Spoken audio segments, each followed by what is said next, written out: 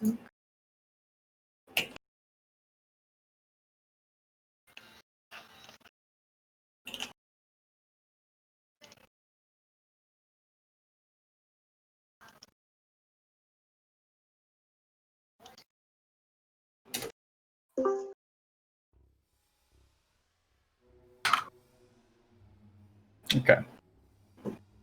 So, when we last left off, you guys reunited with the rest of your party before entering the next level of the Maw. Once there, you discovered several blood trails that led you to a petrified Trent. You then freed the Trent from his prison and learned that he was actually Oberyn, the Green Lord. Oberyn was once a mighty warrior and hunter before being imprisoned within a tree for hundreds of thousands of years by Titania, him being a part of the Archfey. He told you that Azrael had been finding Celestials and drinking their blood to consume their powers, Oberyn now included. The petrification would last weeks, so instead he told you to cut off his head and bring him along with you as you venture throughout the rest of the Maw. After Ulrich told you instructions based on the plaque, you all passed the water puzzle and found a corridor covered in webs. You then fought Lyanathel's dryad arachnid abominations and all their eggs before herself.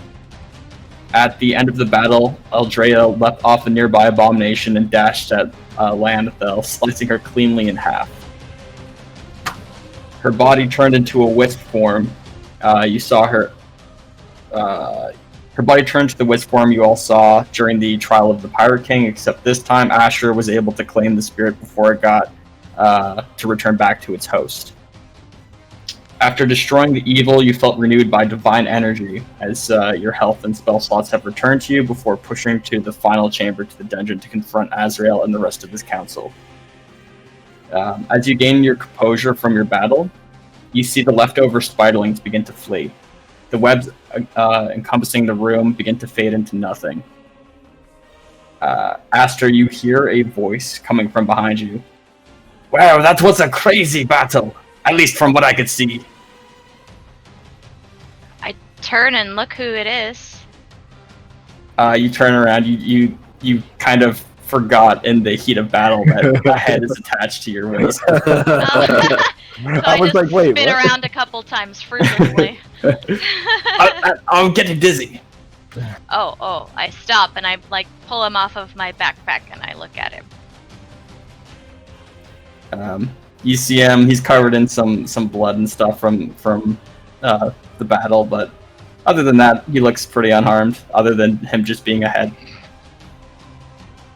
Excellent. That was a fine battle. Also, Aaron disconnected. Yeah. We'll wait a minute before we continue on. In the meantime, though, you guys could connect to... Oh shit, already? Server for a final confrontation. Oof. Okay. Let me just make sure that... Oops. Yeah. Oh, thanks. He is trying to hack us. What is going on here? Hacking into the mainframe? What the hell? 00111111110. It's just all zeros. It's external address, right? Yeah. It's broken like me. Passwords test123. Yeah, that's the same IP from me last week. Okay. I see a boat. Yeah, we're supposed to be on a boat. I'm on a boat. Yeah, I'll just leave you guys there for now. I'm on a boat. See, spoiler alert. Going fast, man. That was the first time Karen's ever sung that song. It's... What? I'm going fast, Dan. I've got a nautical theme to match me in an Wait. Afghan. Oh my god. Oh my god. Dude, you sang it so much that Karen didn't even realize it was a song. Did Jeremy not write that? No. It was It's not a Jay Breezy. It's not a Jay Breezy What are you talking original? about?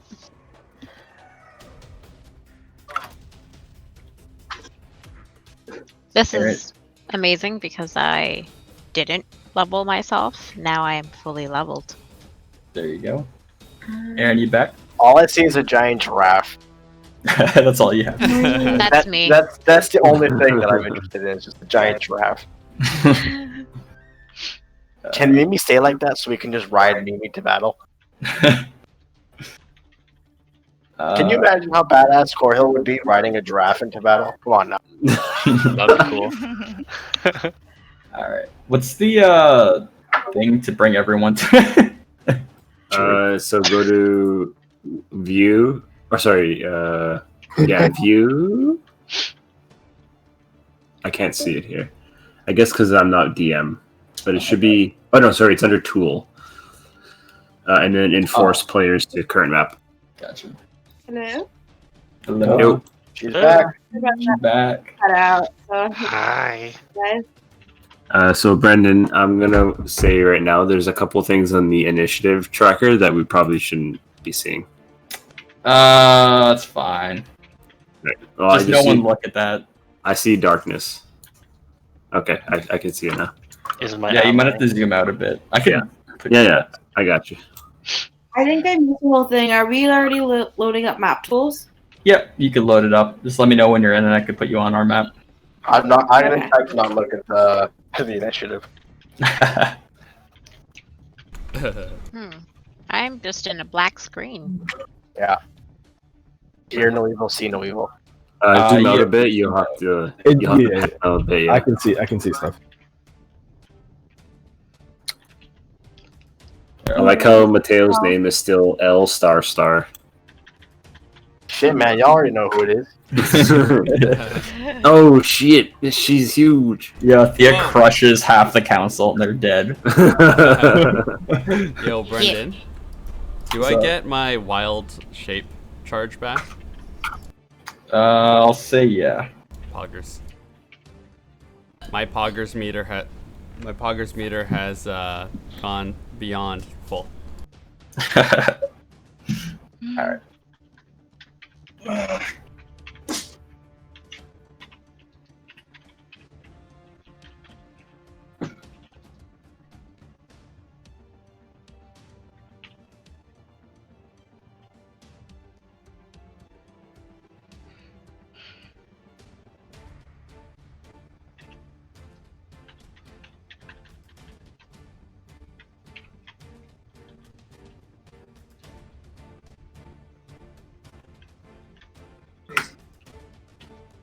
One second, I'm gonna grab my binder roll.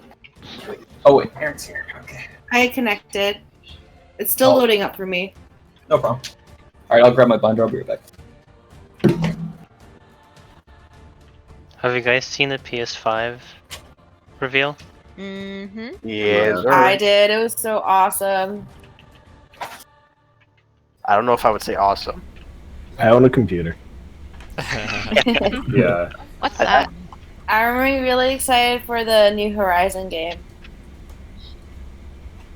I'll probably buy a PS5 once it goes down in price. Yeah, definitely not buying it out of the gate. Oh yeah, same. Oh, you don't want to spend Brendan, $1,000? we know you're gonna be in line, alright? I'm in line to buy Zion Sweat. Do we think anybody will actually buy it? Sounds what? No. Well, yes, but I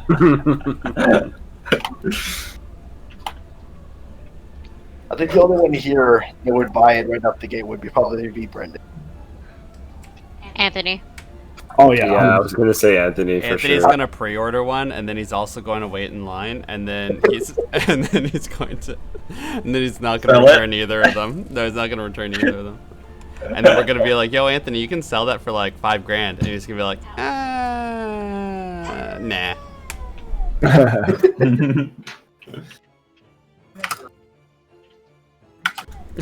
Karen's going in the background, and Finnegan's meowing. And they sound so similar.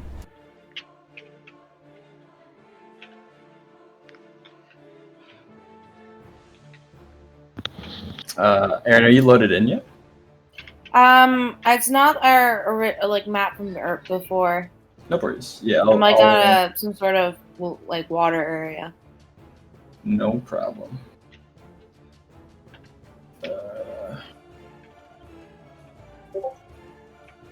Should be there now. It's loading up for me, but probably. No problems. Let me know if you see like a chamber full of evil people. Right. Grunja. I am the chamber. Dia has I grown am in the size. champion. So, alright. So you continue past the corridors. You see Alfreda and Asher sitting idly, wiping blood from their blades with cloths. But as they see you begin to carry on, they also just get up and follow you guys. I'm in now. I can see everything. Okay, perfect. So, Oh, question: did we already pillage that room?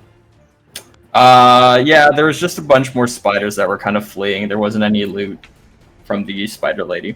Oh, I just wondered if there's any poisons. How would you extract poison? Put it in a vial. I'll have you make a. Do you have any tools to do anything like Poison tools.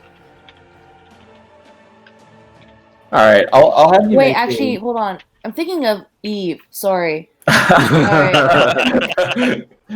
I forgot that I'm not playing Eve today. I'm playing Sky. Never mind. I don't got jack shit. Okay. I was like, that's an interesting monk. No, I forgot. Yeah, I'm I not was playing gonna Eve say. today. Gotta collect all his blood. She's You can poor suck as the poison hell. out with your mouth. Never mind. Tired Aaron was talking. All right, so as you continue on to the final chamber, you guys pass down the final set of stairs, and as you enter, you see a party blocking your entrance.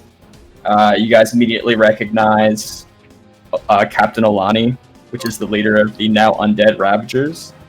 Grunja, the blood priest who cursed the. Among the new faces is a jittery, sadistic jester who just smiles at you as you enter. You see a man with long white hair who wears a black runecloth robe, and a pool of blood swirls around him. And as you approach, the pool quickly forms into armor.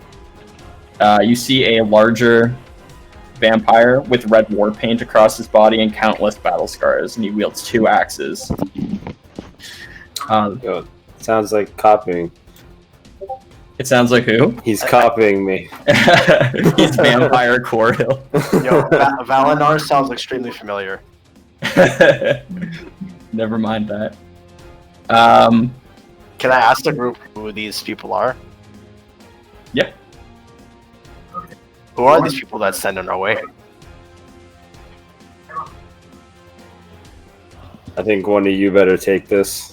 I refer to like the original Misfits. They're bad. This one cursed Thea. And I point to the blood priest.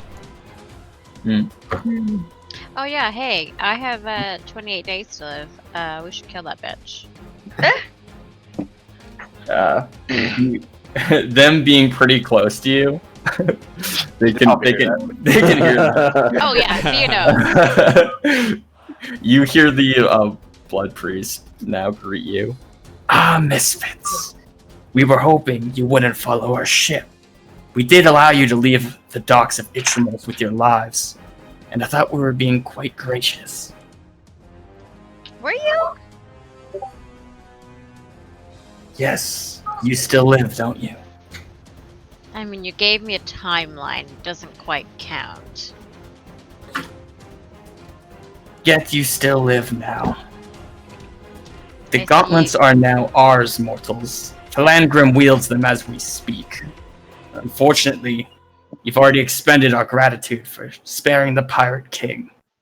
The War Chief will prove himself worthy of our company by defeating you all, and I wish you good fortune in the wars to come.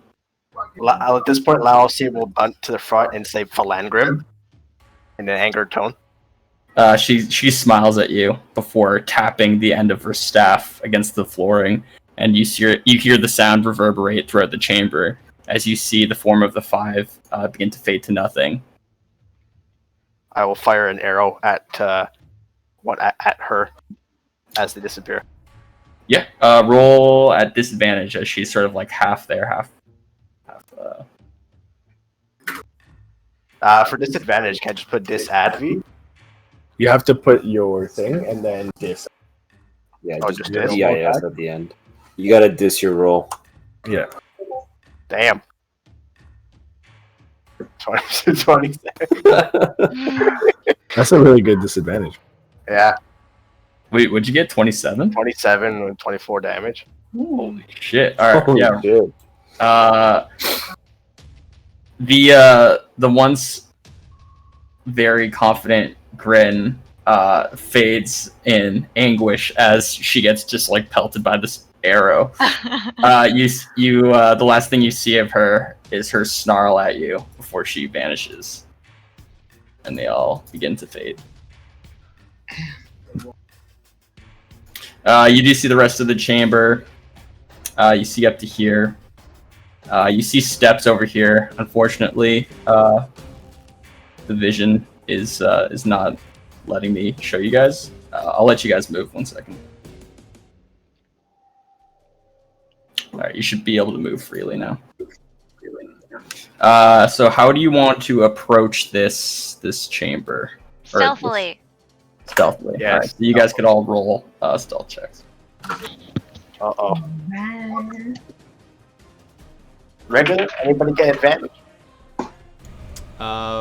Even though my token is a giraffe, I would be in druid form right now. Starting off strong. Alright, 17, not bad. That's a natural 20 for me. Oh hell yeah! Nice. Oh, Karen went back to her baked dice, eh?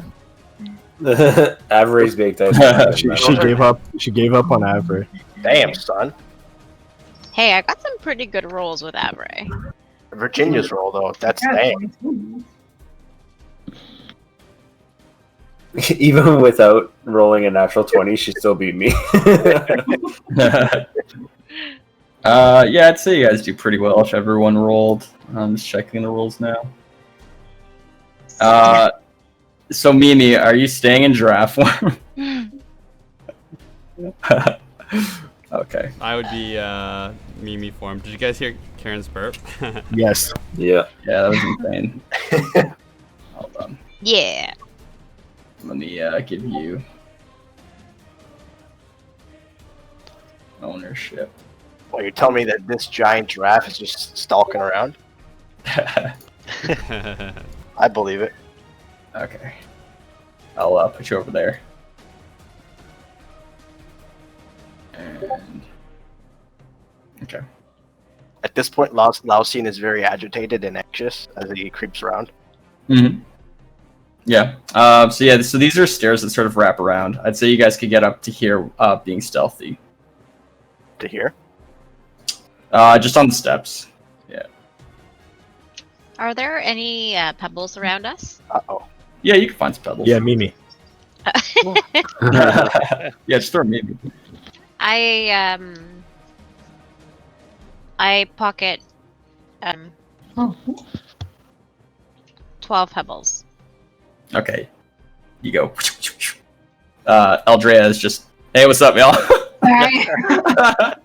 Hey guys, how's it going? It's like those cutscenes that you can't skip, so you just like start fucking going everywhere.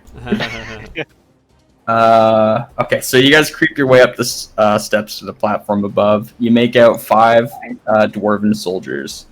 Lausin, you recognize the regalia that they don about their armors as the insignia of the Kingdom of Amarindar. And Mimi, you see this too, though you've never seen them in person. You know that these dwarves are sworn to Queen Mab, the Queen of Ice. You know that the loud and rambunctious demeanor of most dwarves are sort of lost compared to these guys. So these guys aren't your average dwarves.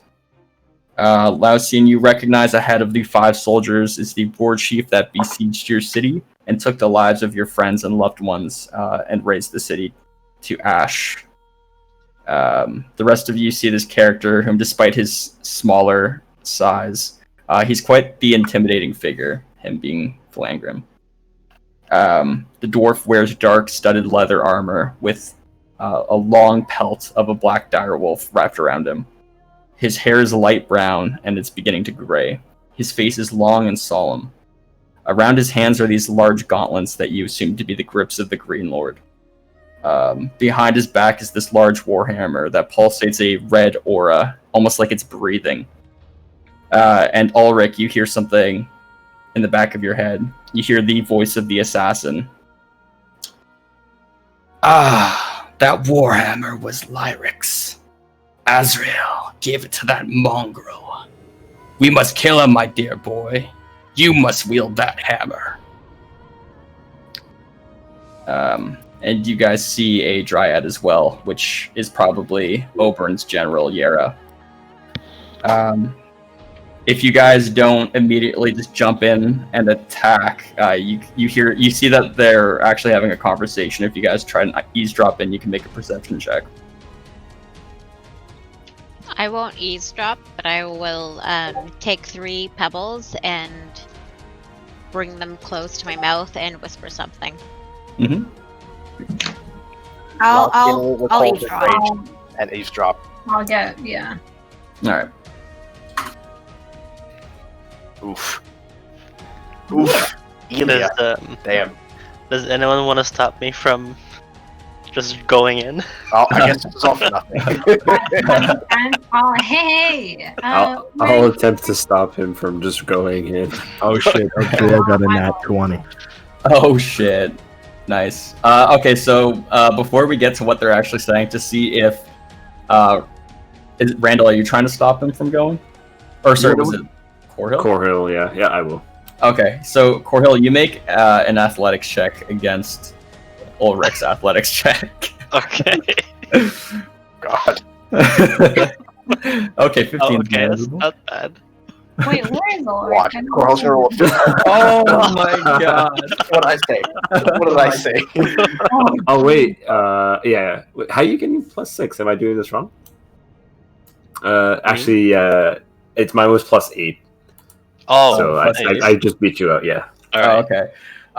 So Coral, you attempt to ease, like, sort of like kind of scout the situation ahead of you, but you notice that Ulrich, having kind of like these insane tendencies, want to jump in, and you sort of just force yourself on him to like restrain him. But luckily that buys you guys enough time without being noticed to sort of hear what they're kind of talking about.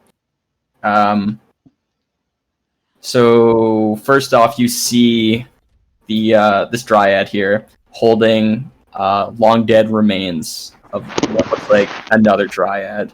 You guys remember Oberyn telling you that Yera had lost her sister quite a few years prior to the events of today, and that's probably why she betrayed Oberyn and sort of followed Azrael. So you hear the dryad speak. We had a deal, vampire. I got you in here. Now bring my sister back. Azrael grins and itches his left eyebrow. Very well. You see him raise both his hands as he casts a spell. You notice a jet black shard rise from his palms as it hovers above him. You hear Oberyn whisper, "Is that the necromancy shard?" As you see the remains turn and begin a new form. I'll just make this visible to you guys now. You guys see now the Yera's sister get resurrected completely. You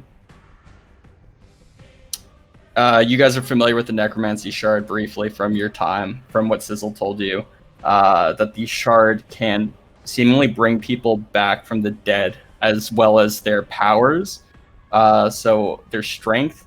However, their souls are bonded to the wielder, so Azrael has full control over their souls and just their actions as well.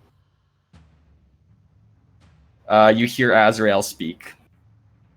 Welcome back to the land of the living. Your sister told me you knew where to find the crown of Kronos. If we find it, I can bring back all that you have lost and more. Yugia, still in disbelief that she is returned back to life, stumbles for a moment. Yes, in Valen, deep underground, the city of Belkarth, in the Underdark. Good. Then let us make haste. War Chief, send a significant portion of your troops to the Eldrosian Reach. As many as you can sneak into the border. You hear Felangrim. Fine. I'll send my lieutenant. But I expect more weapons soon, or I'll recall my troops back home. You possess the gauntlets, don't you? Oberon's prized possession. We will speak soon on your next assault. At this point, some of the closer dwarves kind of catch wind that of your presence as Ulrich is just like foaming at the mouth, ready to put it in there. Can I aim for the dwarf fighter number 1's throat, like to make him quiet for a moment longer? Yeah, you could try. Also, sorry, Ulrich, did I miss your token? No, I think I'm underneath someone or something. Oh, okay. You're not underneath me. Damn. No. Yeah. Before people start moving forward, Mhm. I take 1 pebble and I'll give it to Aster. I'll Mhm. give the other one to Eldrea. Which one are you? Miss Aldrea. Okay, I'll Eldrea. give the second one to Eldrea, and I'll give the third to Mimi. Aster looks at the pebble in confusion. Confucius. All right. Well, If they're close to you, throw it at them. very well. Joe's magic pebble. Alright. Alright, Esther, I'll give you I'll give only you a surprise round. Alright. That's 21 to hit with my short bow, That'll hit. and it's a sneak attack.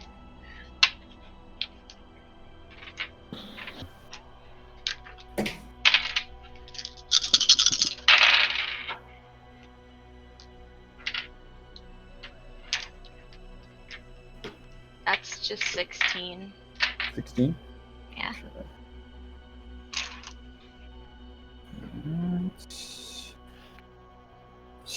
Alright, I'll have everyone roll initiative, and they can put it in. I'll just add you guys now.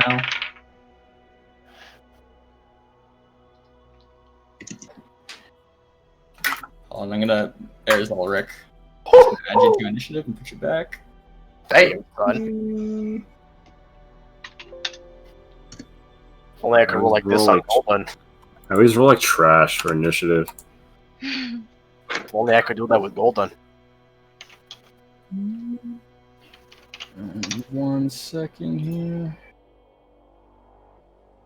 Aaron, you could just let me know your initiative and I'll add you on. My initiative is 22. 22, nice.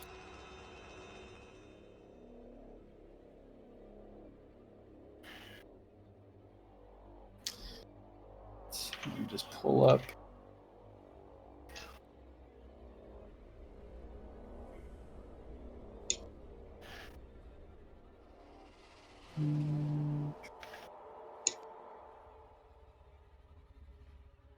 Sorry, I forgot to pull up Asher and Alfreda's stat sheets, which I forget to do every week.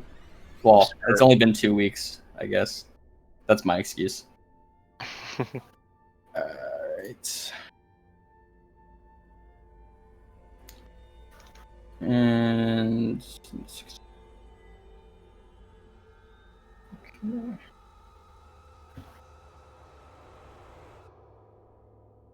Okay.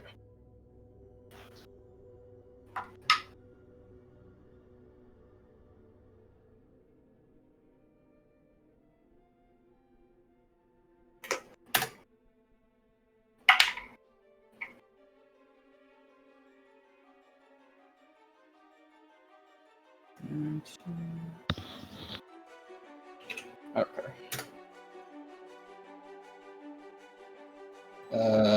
Ulrich, what's your initiative? It's 14. 14. Looks like everyone else has entered. Eldrea, what did you get? 23. 23. Oh yeah, I can put it in myself, right? Yeah, it's okay. I put it in for you. Oh, shoot.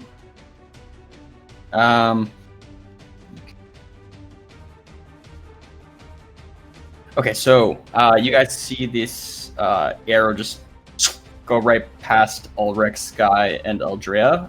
The rest of you guys see Aster just pull out the short bow and just quickly shoot one off as you notice the dwarf turning around towards you. It quickly just you hear him groan, "Ugh!" Notifying everyone of your presence. However, Azrael, not wanting to waste any time and sort of get the hunt for this, whatever the Crown of Kronos may be, he just quickly vanishes as well. And you guys are left with Felangrim and 5 of these dwarves. So we'll start by sorting. And top of the round is Lausian, which is pretty perfect, actually. This gif is Lausian's mood.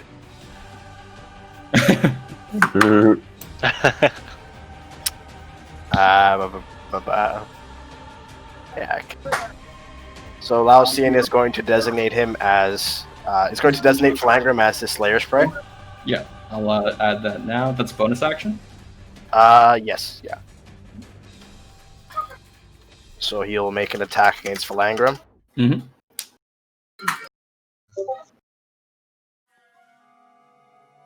Does a 19 hit? Mm-hmm. Okay, so he takes 10 piercing, 5 force, then the additional d6 damage. For this guy, you could just combine them. Cool. Alright, so he takes 17 first shot. Perfect. Nice. I doubt a 16. 16 just misses. Alright. Alright. And my turn.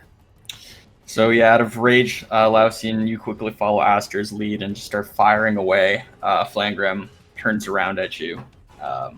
You just pelt him with arrows. The first one missing, but the second one, it's just the raw emotion that you feel when you see this man kind of just completely just negates the shot entirely. Aldrea, it's your turn. All right. Okay, let's see how far am I? Okay. All right, I'll go up to Dwarf Fighter 1. Mm-hmm. And I will attack his face. The face. Let me see. How is he looking? Okay. Dwarf Fighter 1. He has an arrow in him, but Oh, I mean like appearance wise. yeah, so he has this like light blue skin. It's not very common among dwarves, but you're in the Feywild, so you're not too familiar with these people, but yeah, he has quite a brooding figure for a dwarf. He's covered in armors. Oh. Okay, okay, so I'll attack him with my rapier. Mm-hmm. Lausian will warn the group that this band of dwarves are not the softest group, and they are feared throughout the land.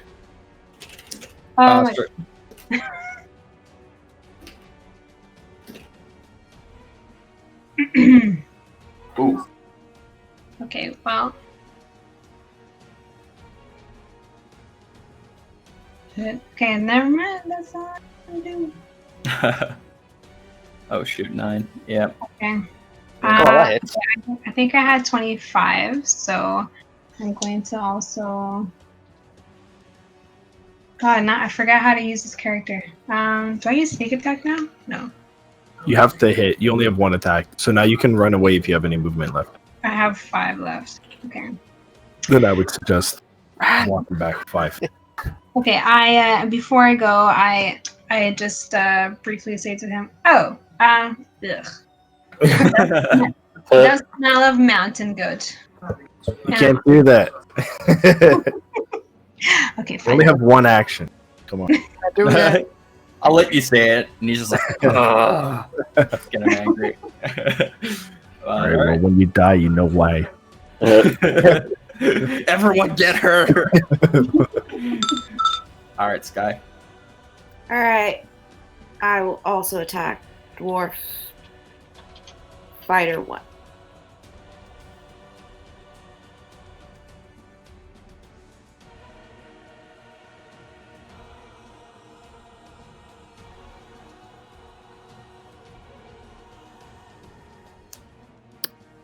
And I attack. Alright. Aldrea tags you in. They're fighting for the tag belts.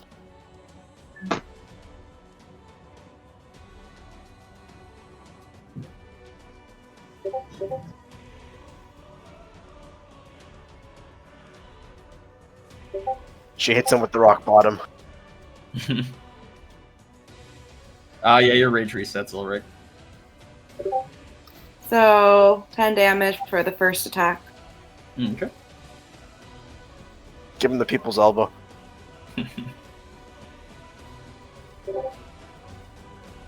I presume a 22 hits. Mm-hmm.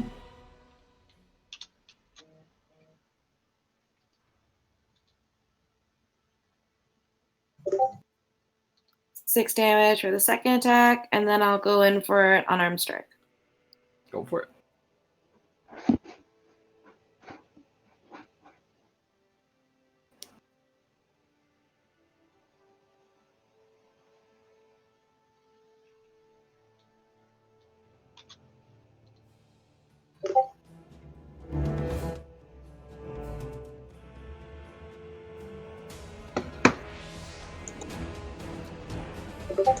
So 7 damage. Nice. And it's all magical. Gotcha. And agile parry. Alright. So, Aldrea just roasts this dwarf. You hear him, like, he's gonna say something. He's like, but before he can even finish his sentence, Sky just comes in, punches him in the face. His head just reels back in pain. And he's like, and then you just punch him again. As he starts bleeding from the nose, he's gonna try and roast back, but as he starts his next word, he's getting boom punched in the face a third time. Nice. Is that everything? I'll let you know ahead now, Brendan. I got the feat Sentinel.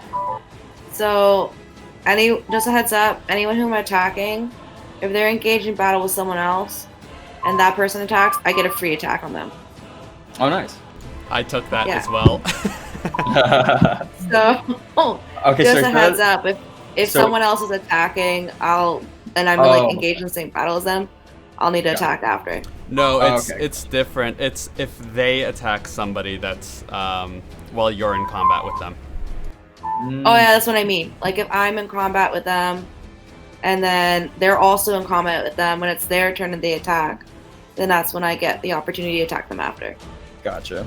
I think it works on all attacks, though. I think you can use it if they use a ranged attack against one of your allies or a melee attack against one of your allies. You can attack them. Yeah.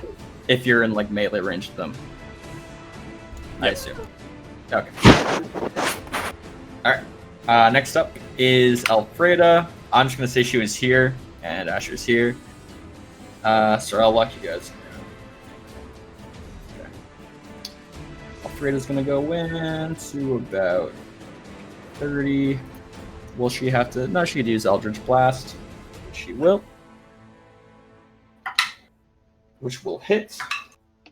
Kill him. Is she trying to hit War Chief Felangrim? She's gonna try and kill off Dwarf Fighter 1. Kill them If all. he doesn't succeed, does that mean I get a free attack on him? The Sentinel. No, that's only if he were to like walk over here and hit Eldrea, then you would get a reaction to hit him back. Oh, it's like only if it's like melee or ranged. Or range. So like if he were to like pull out like a short bow and like fire off at Eldrea, or sorry, at Alfreda, then you could punch him in the face again, basically. Alfreda, Aldrea. Right. Oh, so I don't attack him if like someone else moves. No. So it's only if he like the person that you're in combat with pulls an attack on someone else and you're in range of them. Oh, okay. Yeah. All right.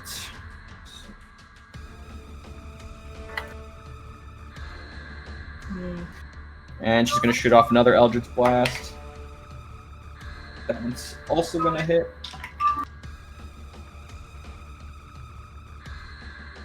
It's 2d10, right, Karen? Good talk.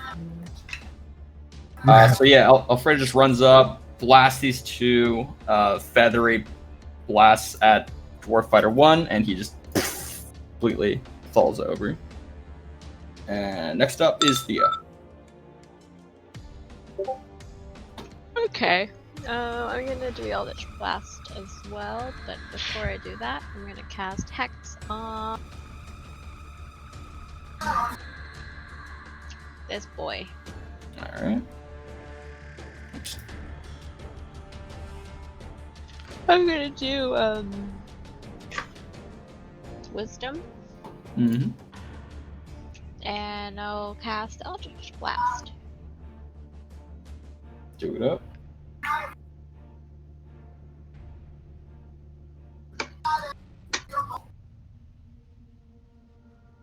That's a natural 20. But Hell yeah. I mean, Is that two? that would natural only. 20s? Yes, it is. Jesus. But that would only apply to my actual attack, not my hex, so it's not that great. Mm. That's okay. I'll take it.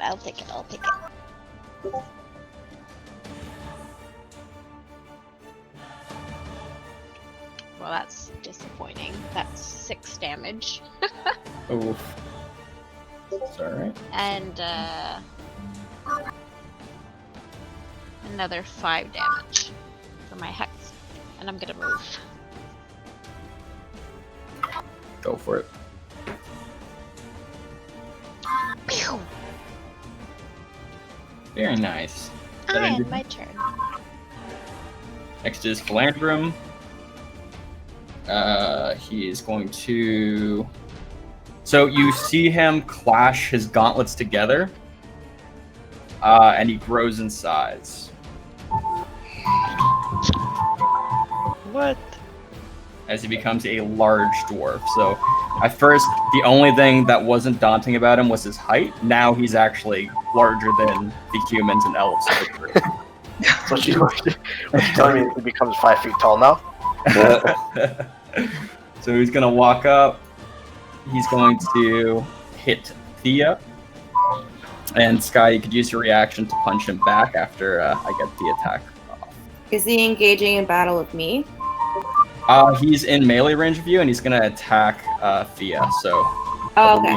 yeah. So I believe that you'll get an attack after this one's done. I smile at him. All right. So he's going to strike with the red warhammer. Imagine a 22 hits. Oh, just hits. I don't like that gift. That is awful. He's growing. I feel uncomfortable. So he does a total of 23 bludgeoning damage. Is he Sorbeck? Yeah. Damn. Hot dog. And 2 necrotic. Oh, he is Sorbeck. So he goes I up. rolled for the reaction attack. It's like a 13. Does that hit? Wait, No. hold on. 23 damage you said, and then 2 necrotic? Yeah, 23 bludgeoning. Thank Yeah. He reels his warhammer back, and he's going to strike Sky as well. Okay.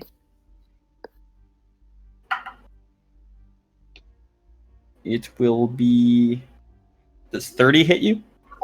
30? Yeah. What? Nope. What? How can it be Just hits. 30? I rolled very high. And I'll have you make a strength saving throw. Oh my goodness. Yes, it hits me. And I'll do a strength save. I mean, do you even have to ask if you roll a 30? Like, I don't think it's impossible for your AC to be that high.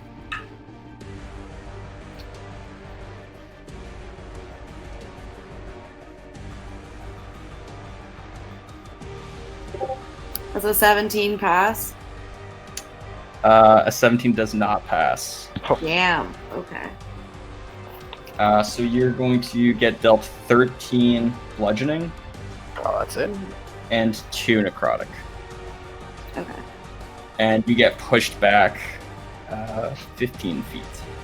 Perfect. I don't want him anywhere near me anyway. Whacks you away. And that's going to end his turn. Next is Ulrich. The bastard. Alright. I hold on. I use one of my rages. Mhm. I activate Reckless Attack, which gives me advantage on attack and also gives you advantage against me. Okay. Okay, I'm gonna move over here. I have 40 speed. And I'm gonna attack. Both attacks with Great Weapons Master.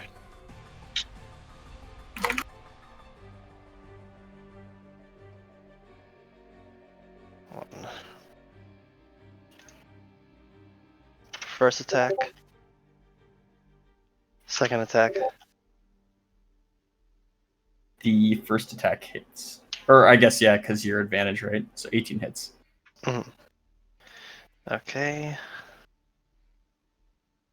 1 second.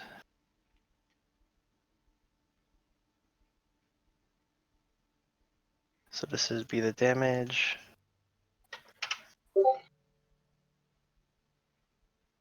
Damn it. Damn it. That's it. I end my turn. Alright. Next up, Randall. So Randall, you're kind of like beneath everyone. I'll give you at least enough movement to be on the actual staircase. Because you won't be able to like actually hit them. So where do you want me to start? Sir?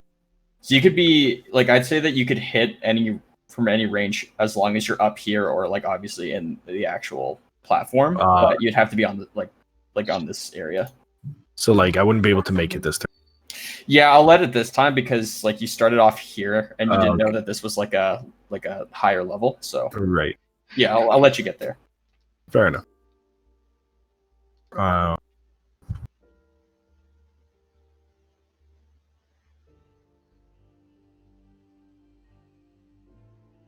You know, I'm just gonna do it. I don't want to hit. I just want to deal damage. I'm just gonna blast the floor with all these crossbows. Hold up. I mean, you did say you made a hole last time, right? We could have gone through. You made a whole new dungeon. Yeah. I'm just gonna shoot at Felangrim.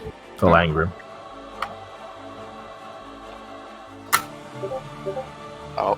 We know. That one's not hit. You start a collection of arrows here. Oh my god. Oh, we're working our way up. Hold up, guys. All right.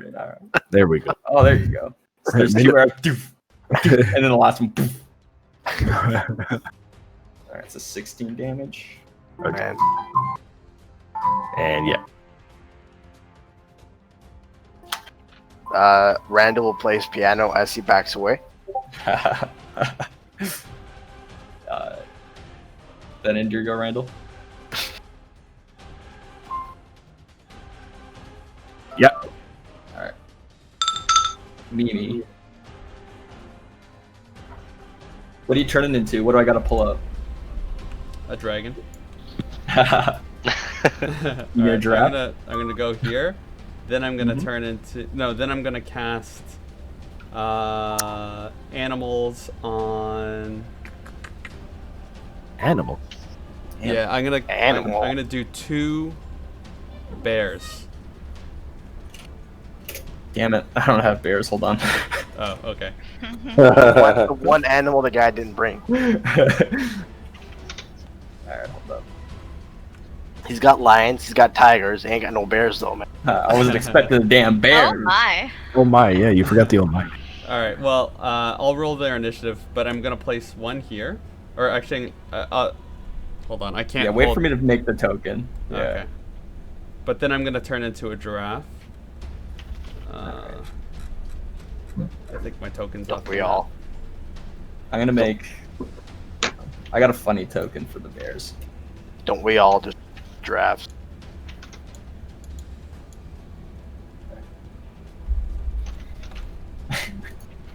Yeah. I'm gonna give you ownership 1 sec. They're so cute. Are they medium creatures? Large. creatures? Large.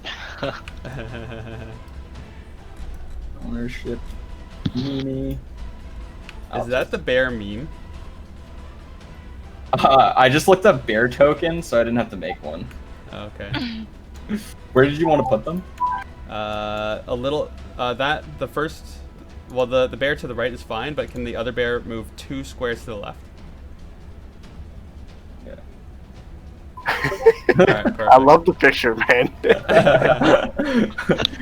Wow. And then Mimi will have finished movement as a giraffe, so I have enough room to go here, and I'm going to be at the corner there.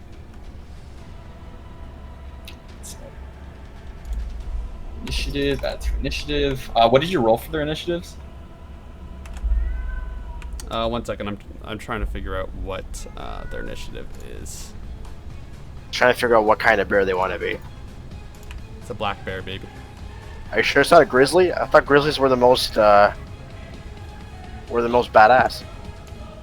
Just kidding. It's a brown bear. It's the only ones I know. Dexterity. Okay.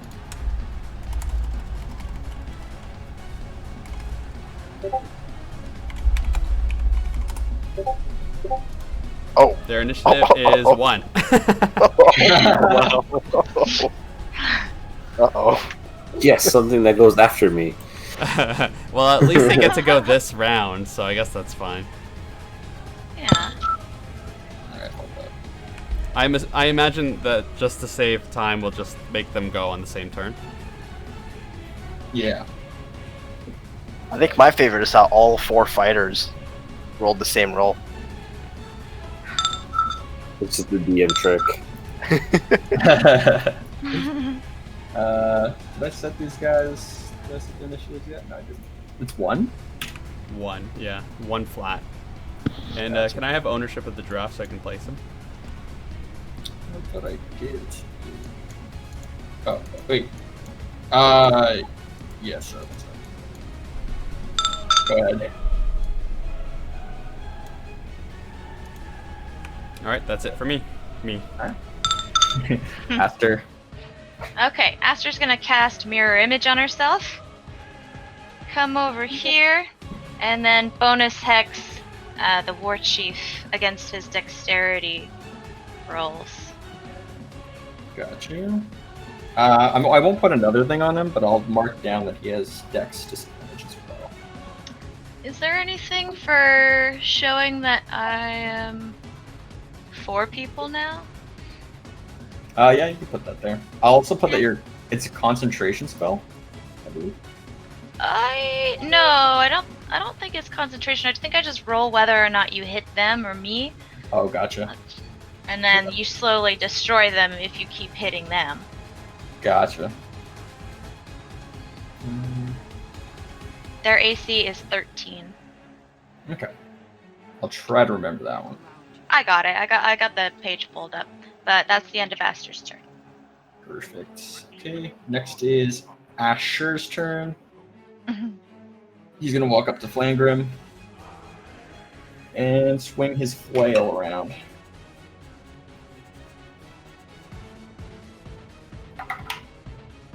That will hit. And another one. That will also hit.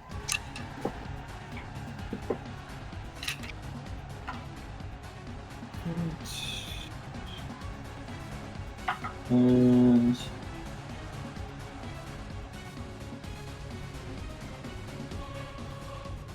okay, so yeah, Flail hits him in the face. I guess Corhill will go after the dwarves. As the two bears suddenly pop up behind them. Dwarf number 2 is going to go attack one of the bears. His battle axe. 18 to hit. Okay. That will be... Oops, that's the wrong one. That's the wrong one. It's going to be 13 slashing. Okay, which one is he hitting? It'll be bear. All right. Not to be confused with bear 2. Gotcha. Just bear. He's going to make another attack with his battle axe. That one will hit. It will be 12 slashing.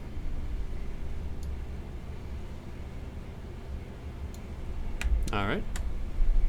And Dwarf 3 is going to run up with hand axe, and he is going to throw. Let's see. How do you do the? Never mind. He's going to throw one at Eldrea. Oh. All right. 22 to hit. And it will be 9 slashing damage. Who's doing this? That would be Dwarf Fighter 3. Okay. As he's just chucking axes at you. He's going to throw another one. This one's going to be at Asher. Natural 20. That's a 2. So a total of 5 damage to Asher. Asher's fine. That's going to end his go. The OG fighter is going to attack Bear 2, Jeremy. And that will be 14 to hit. That hits. Alright, I'm just going to roll another attack too. Natural 20. That hits. First one will be not very good. 5 slashing. And then the natural 20 will be 15 slashing altogether. Alright. Dwarf Fighter 4 will run in. He's going to take the opportunity attack. So if you want to roll that first, Jay. 1 second. Hold on. Let me calculate this damage before I forget it. No worries.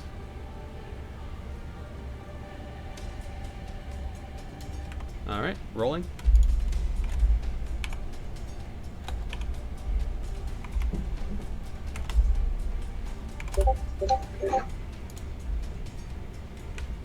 I'm assuming 25 hits.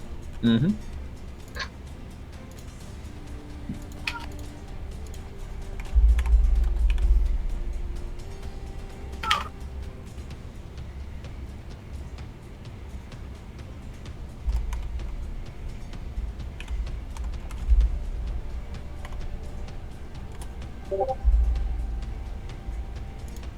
That's 8 piercing slashing damage. Slashing. Pure slashing damage? Piercing slashing damage. Perfect. Alright. So he just gets swiped at as he begins to run away. He's going to... What's he got in his arsenal? He has a crossbow, so he's going to fire a crossbow at Randall. As he sees another archer here. 13 to hit, Randall. Hell no. He actually hits where you hit for your first shot. Oh yeah, that makes sense. He's going to fire another one We're at trying to see who can make the biggest crater. I understand. you. It's going to be 16 to hit. 16 does not hit. Does not hit. I actually put my AC on my token, so if you hover Randall on the. Oh. So, good to know. But yeah, 7. All right. That's going to end his turn. And. Corhill. Hell yeah.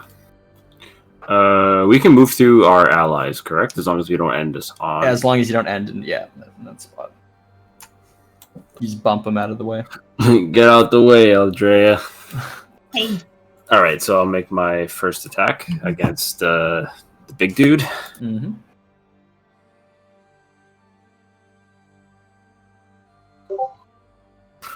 $23. That'll hit. Yep, that's 10 damage. Nice. Second attack, 22 for 11 damage.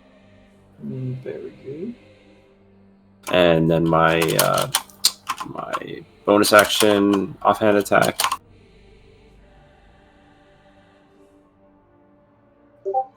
$26 for 13 damage.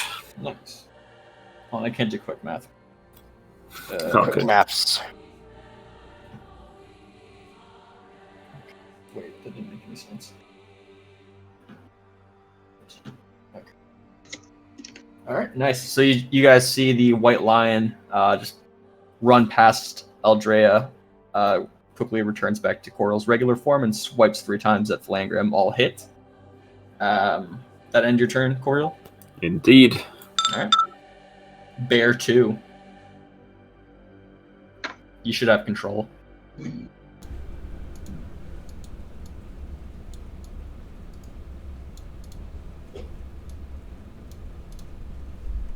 Alright, making a multi-attack. Against Dwarf Fighter OG. Mm-hmm.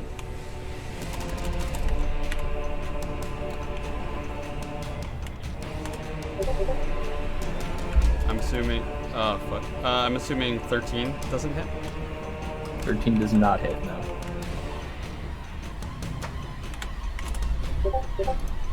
But a 22 will. Mm-hmm.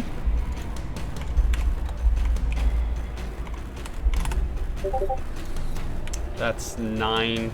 That one would be piercing damage. Okay. Does it end Bear 2? Yep. Does Bear 1 go right after? Yep, Bear 1 goes right after. He's just Bear, though. Alright, I'm attacking the... I'll attack the hexed target. Okay.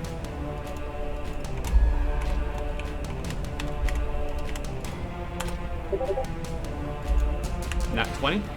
Nice. Doesn't hit, though. So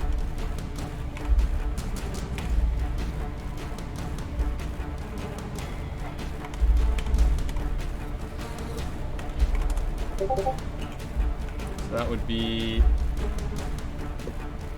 18 slashing for the crit. Nice. And then 2 doesn't hit, so that's it for Bear.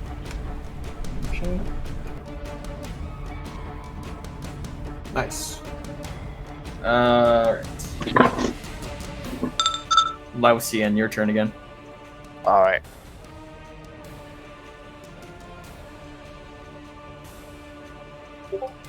Okay, so I'm gonna move. Oh. I'm gonna move here, and with one of my actions, I'm going to cast Cordon of Arrows. Okay. So the arrows will be here. Just say they're in front. Gotcha. And part of the spell is that I have to nominate people who are ignored by the spell, and that'll be everybody who's friendly to the party. Mm-hmm. So, essentially, anybody who ends their turn or moves within 30 feet of the arrows will take an attack from the arrows. Nice. Or they have to make a dex saving throw or take 1d6 piercing damage. Gotcha. Okay. And then I'll also, with my other action, I will make an attack against Felangrim. Mm-hmm.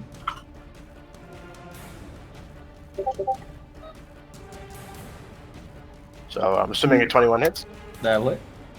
Okay, so 20 damage, and then the additional d6. So he takes 23 in total.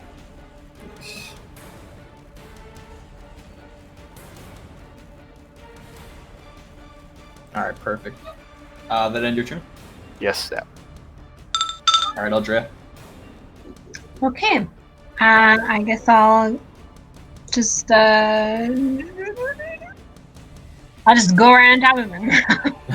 You can attack from where you Can I are. attack from Actually. here? Okay. Yeah, you're fine. Okay, then.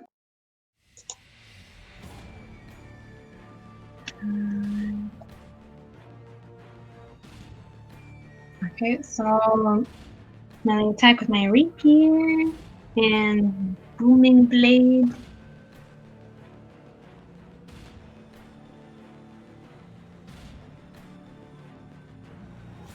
Does 19 hit?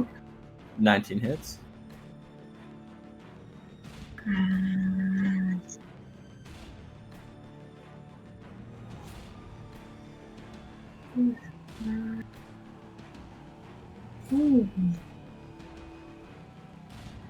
Okay, so it's max damage.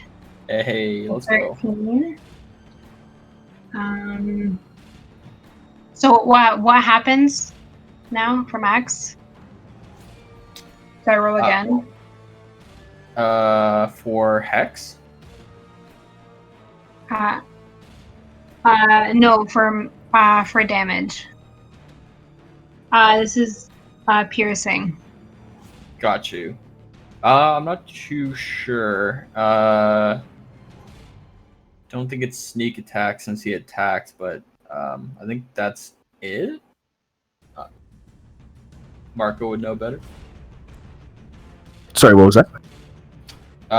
So yeah, she rolled 19 and then got 13 max damage, and she's just wondering if there's anything else that she gets to do. So she does base weapon damage with Booming Blade, plus an additional 1d8 thunder damage because of the. Oh no, I meant because I rolled max damage, because I got an 8. That's just your old character. That was an item. That was an item that Luca gave you in the other campaign that lets you get an extra attack. But that was a specific item that. Oh, Luca created. okay, all right. Yeah. You forgot your Booming Blade damage though. Okay. So add an additional d8 thunder damage, and your sneak attack, which is 4d6. Okay.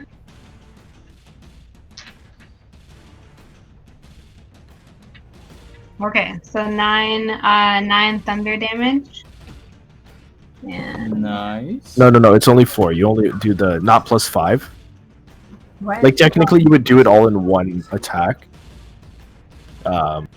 Like so, you're not getting an additional plus 5. The plus 5's from your dexterity. Booming Blade just does 1d8 damage, so it'd be 4. Yeah. Now roll 4d6 for the sneak attack. Damn, nice. Okay. Hey. So 17. Okay, and I'm gonna use fancy footwork. Yeah, you So are. I'll do a bit of dance in front of him. So he won't use opportunity attack on me. And yeah, I'll just stay there. Sounds good. Sky, it's your turn. Alright, I'm moving. He's got whacked. I'm going to attack Dwarf Fighter number 3. Go for it.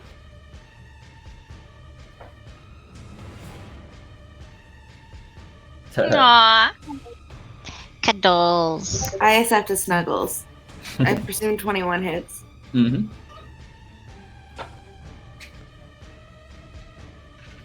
Oh, shit. So 6 damage. Nice.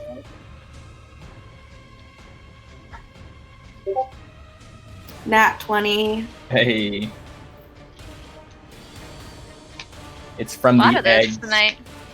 The spider eggs on your knuckles giving you extra damage. 16 damage. Nice. And now, unarmed strike.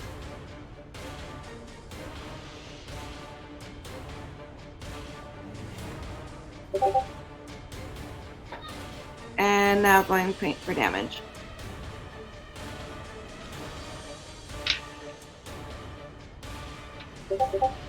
Nine damage. You wind him. Is he dead? No, but you took a lot of his health away. You just go bam, bam, And bam. agile parry. Nice. All right. Alfreda's turn. She's going to walk around. Attack Dwarfire 3. That's a natural 1. Luckily, she has another attack, which will hit. And you see. Oops.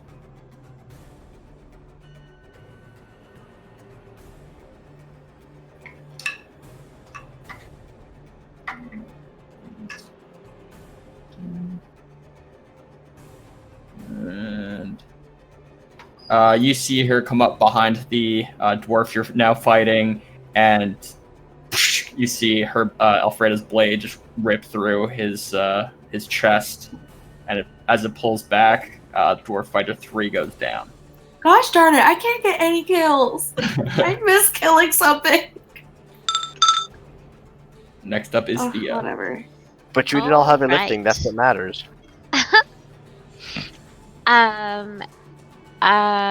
So Thea is going to just forget about that dwarf because she likes fighting this guy here. So I'm going to move my hex over to him as my bonus Alright. action, and I will attack. She likes the challenge. And it's going to be the same thing, wisdom. Wisdom? Okay. Hey, does 27 hit? Mm-hmm. Oh, I miss.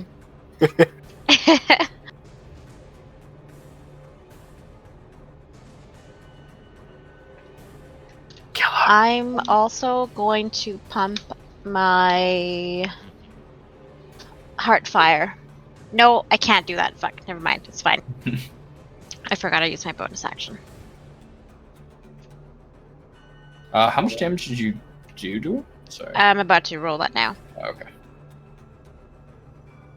Give her a second. You gotta get the big rolls in. 16 damage. Nice. And I'm gonna attack again. Do it up.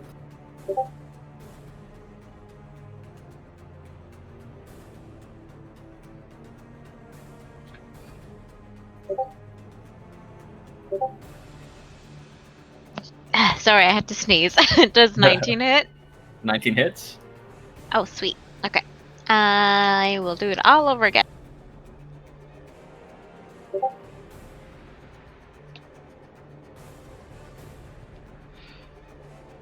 $16 damage. Nice. Oh, sorry, I was sneezing. I had my turn. Bless you. Bless you. Alright, next is Felangrim's turn. Alright.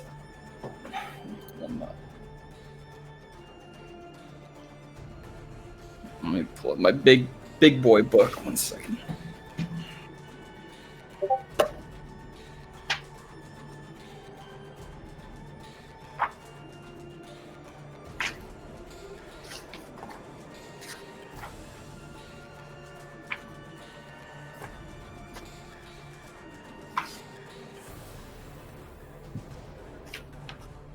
Alright.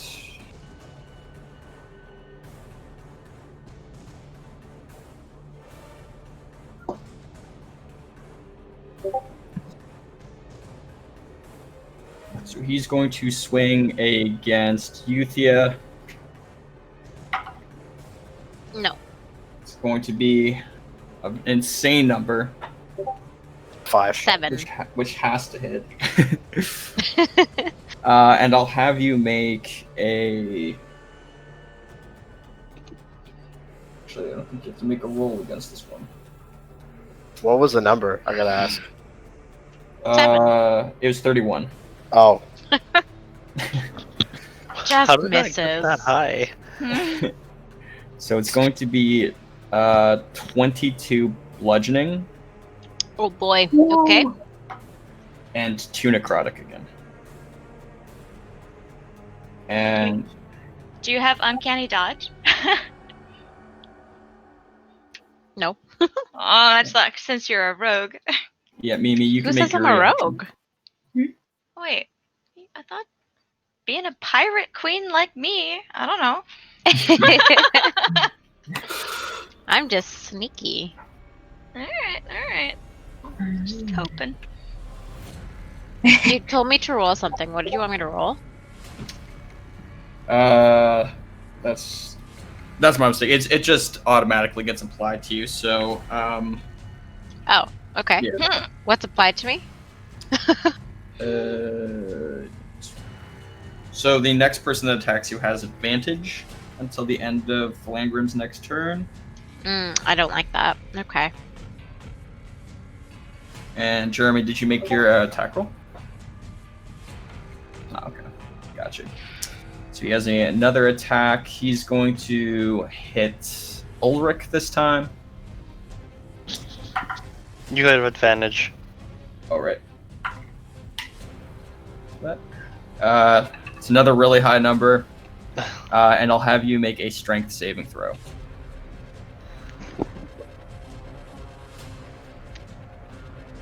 What's he got, like plus 11 to hit? Yeah, Or- actually. Apparently. Hold on. Strength saving throws, right? Which I believe you have advantage for because you're raging. Yes. Oh wait, but you are exhausted, so just a regular Oh, roll. true. Yeah, I have one. Check to make sure you're proficient as well. You might be. I am. That's the +6. Oops. Ooh.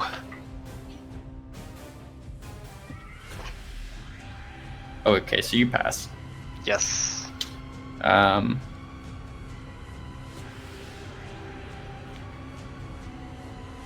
So you take 15 bludgeoning, which is halved for you right now, to 7. Okay.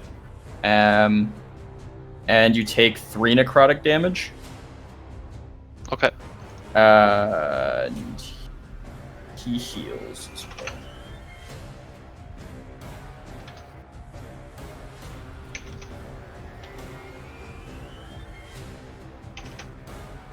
And he is going to action surge and hammer at.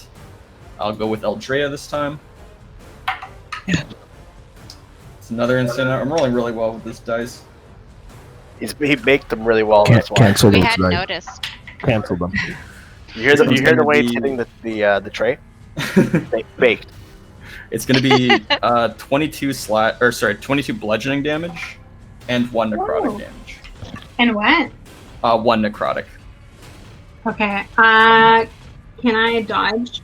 Yep. So Okay, you can I have can dodge. 8 damage for that. Okay.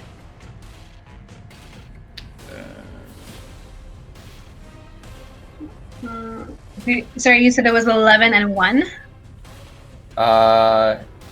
It was 22. Yeah, so it would be 11 halves and 1 necrotic, so 12 altogether. Okay. 3. And Is that the end of Felangrim's turn? no, he action surge, so he gets 1 more attack. Damn, son. He is going to whack Mimi and get another insane number. Mimi, if you can make a strength saving throw. Mm-hmm. And a concentration check, too. Afterwards.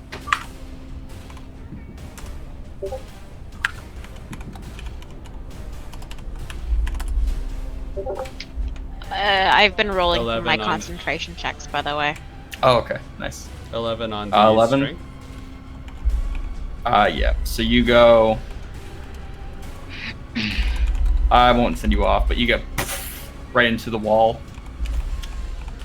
And that's going to deal. All right, I'm just gonna go get my dice tray. One sec. Yeah.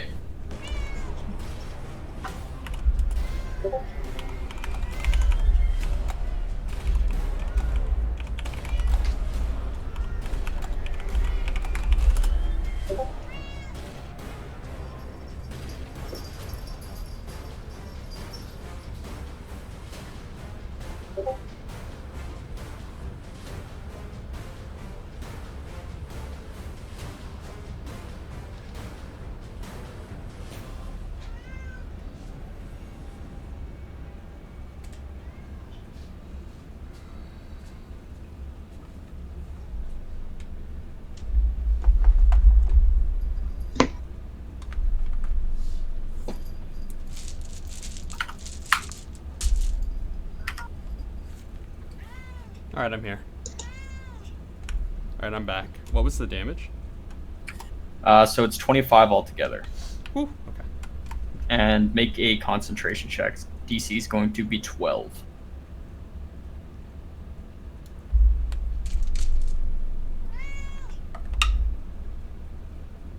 I pass. Nice. Okay. And that's going to finally end Felangrim's turn, so it's Ulrich's turn. Before you proceed, because you ended your turn within 30 feet of the arrows, right. you make a dex save throw.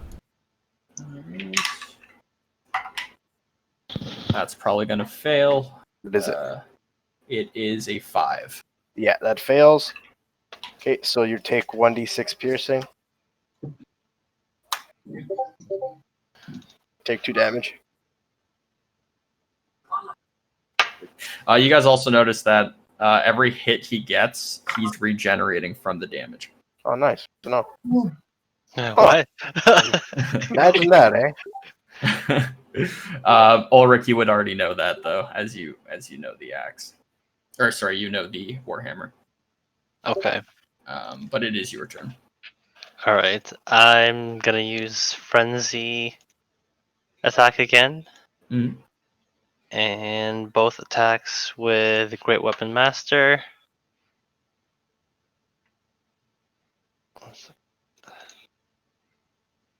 First attack.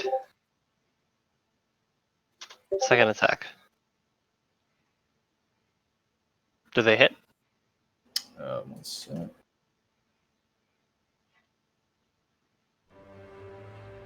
There's that music.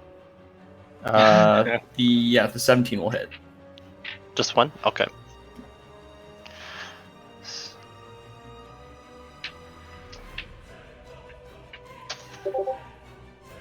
Ooh. 24. Nice. And I think that's about it for me. I'll stay here. All right. Big damage, big damage.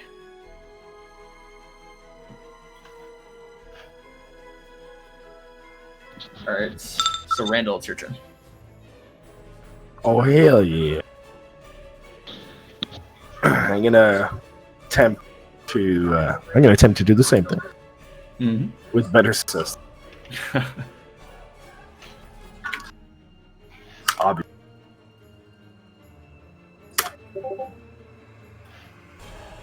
It's a progression, guys. Don't worry. There it is. Hey.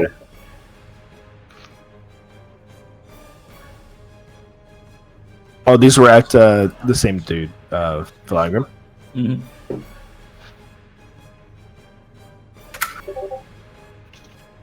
Yikes.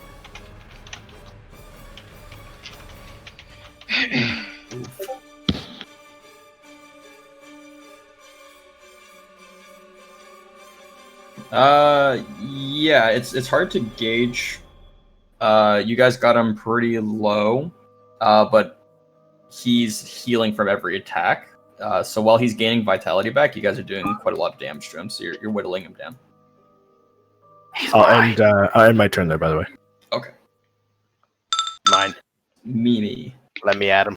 So you get swung in your gigantic form, which surprises even you. All right. I'm gonna run in. Actually, hold on. I'm gonna do something a little fun. I'm gonna do charge attack. Oh wait, there's no room for that. Too many people in the way. Alright, just kidding. I'm just going back in. You're playing bowling with the party. Yeah. Get out of the way! See, at this point, you don't want to hit a strike. Alright, I'm gonna go for... I'm gonna go for a head slam. Alright. Does a 16 hit? That just misses. She. Alright, that's it for me then. Alright. Aster. Would I be able to make it like to here? Yeah. If you have like enough I've movements got to get here. 30. I do, but I didn't know if I could get past the giraffe. You could go under him, yeah. Okay. So I'm gonna go there, and I'm gonna attack him with my sun's sword. Oh, that's 26. That'll hit. Alright. So, let's see. This is gonna take a second. He's gonna take 7 radiant damage.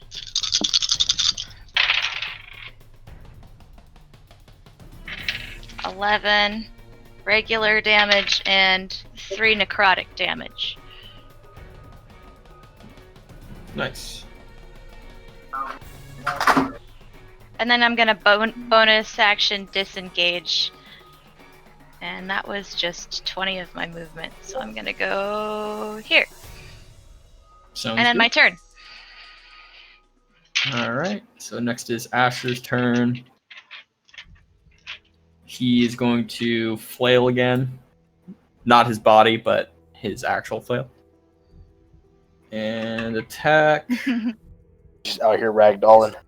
That one's gonna miss, but this one will hit.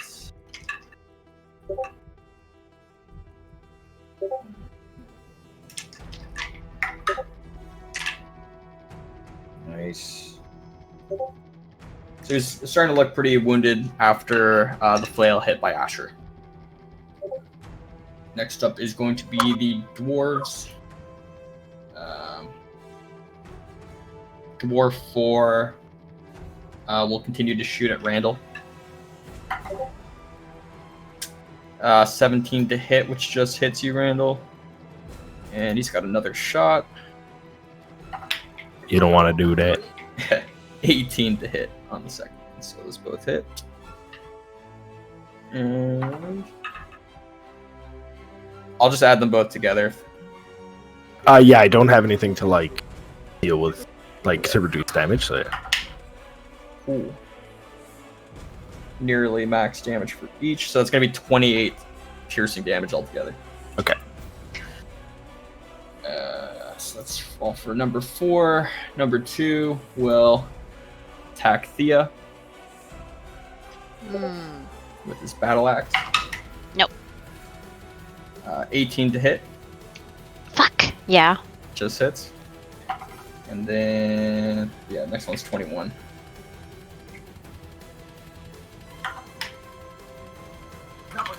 So 11 slashing.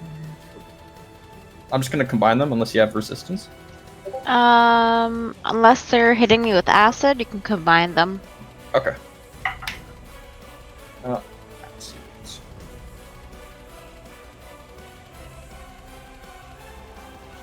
So 25 slashing damage altogether. Ooh, With the 2 attacks combined. Is this fighter number 2? Yeah, fighter number 2. Okay. Did you say 22? Sorry. 25 altogether. Okay. And dwarf fighter. Oh yeah, Sky, you could take a reaction if you want. Yeah, I was gonna say I get 2 free shots at this guy since you took 2 attacks on Thea. It uses a reaction, so you can hit him once. Oh, okay, that's fine. You can also only do that once per round. Yeah, she didn't do it on Felangrim because she was out of range, but Yeah, I'm just making sure we all know. yeah, Presume 12 does not hit. it does not. Fighter 2 will get shot with an arrow because he's in range. Yeah, for the end of his turn. I still got OG Dwarf, but yeah, I'll keep that in mind. OG Dwarf's gonna attack Bear 2, not to be confused with Bear. Mhm. And that's going to be 15 to hit Bear 2. And another one, which will be 13 to hit Bear 2. Also hits. Shit. Damn, really? Yeah, the bears are challenge rating 1. They're just meant to absorb damage. I'm surprised they even did damage, to be honest. So the first one's 11. I'll just combine them again. Alright, 11 brings it down to 3 health, so it's probably dead. Yeah. Yeah, so Bear 2, poof. He's going to run up. He gets an extra attack if he gets a kill. So he's going to run up to OG Bear. And he's going to make one swing. Which will be 21 to hit. That hits. This one's a really shitty roll. It's going to be 6 slashing. Alright, he's still up. Roar! And is Dwarf Fighter within the 30 feet of your arrow? Yeah, he no. is. 30? Yes, he is, yeah. Yeah. So I'll make 2 dex saving throws for the both of them. Sure. So Dwarf Fighter 2 will be 10, or no, Fail. 7. Fail. And then Dwarf Fighter, it will get unnatural 20. Okay, so OG passes, number 2 fails. Gotcha. 1 damage. One arrow just boom hits him in the head. Upside down, yeah, ow. It flies backwards. Alright, Corhill. Alright. Alright, just gonna start swinging. Actually, I'm gonna ask a question beforehand. If I use my action surge, do I get 2 attacks since I have multi-attack too? Like the extra attack? Okay, so I'll just do my regular attacks right now. 16, I don't think that hits. Yeah, and actually, as his reaction, he's going to swing back at you just before we. You could still roll for the other ones, but. Okay. Second attack. Yeah. It'll be unnatural 20 to hit. Yep, that hits.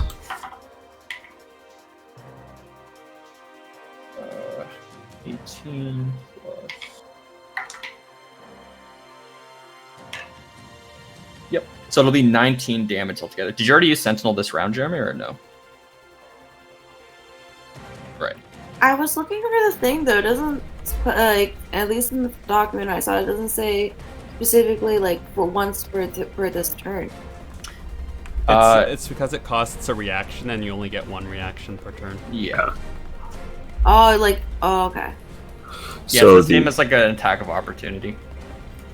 The second attack is a 25, and it deals 10 damage. Wait, hold on. That you might get an auto crit if my Sentinel goes through on your second attack. Oh shit! All right, 1 second. Let me re-roll it.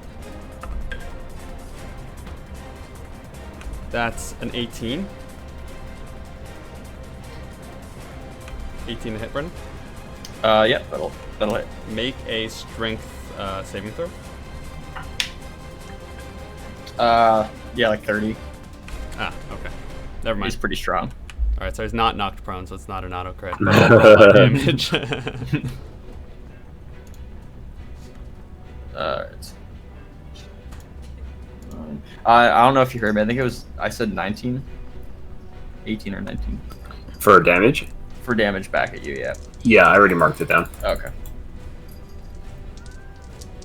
I'm just waiting for Jay to finish his damage, and I'll do the offhand attack. Yeah. 17 bludgeoning. Nice. But that's magical. Alright.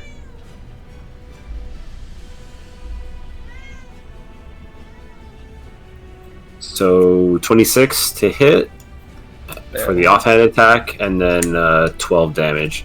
So I will pop my action surge, and I'll swing back at you 2 more times. So 15, I assume misses. Yeah. And then 22 for 13 damage.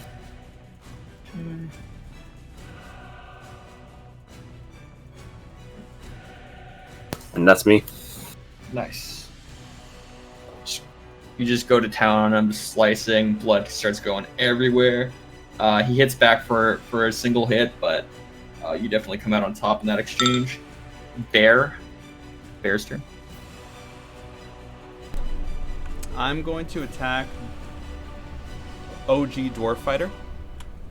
Okay. That is a 14. Misses. All right, so that's it for. Oh wait, no, he has 2 attacks. Nice. Okay. Get him, Bear. 15. No. Okay, that's Fortunately not like that, Bear. That's it for Bear. Actually, hold on. Let me. No, I can't do it. All right, go ahead. All right, last How's everybody looking so far? Well, you obviously saw the like, all of the attack. Okay. I'm going to cast Healing Spirit onto Thea's cube. Onto my cube? Onto the cube that you're in there. Your zone. Yeah. guide the spell. Make it move faster. So you'll heal 1d6. Let's roll for that. Let it not be a 1. All right. That's okay. Tight. Nice. So you heal 5 hit points. Okay. And I'm going to take a shot at Felangrim. All right. Now all I have to do is hit. There we go. And then the d6. Ooh, so he takes 29 damage. Whew.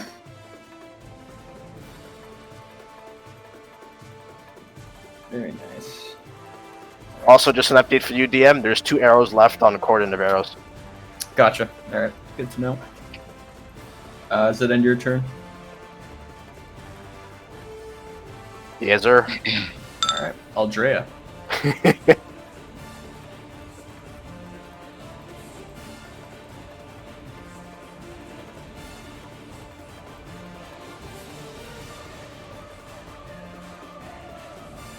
Hello?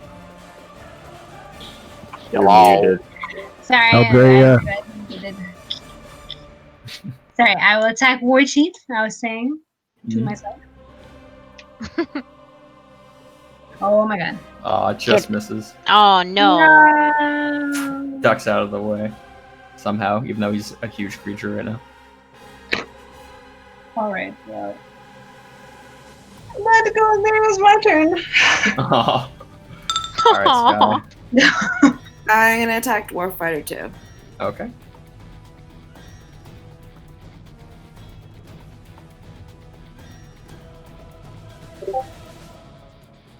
Presume 14 fails. 14 misses. Alright, I'll go for the next attack.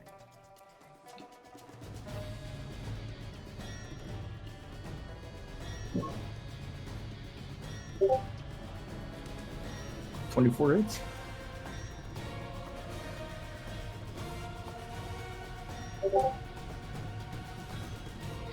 And then I'm gonna go in for an unarmed strike. Mm-hmm.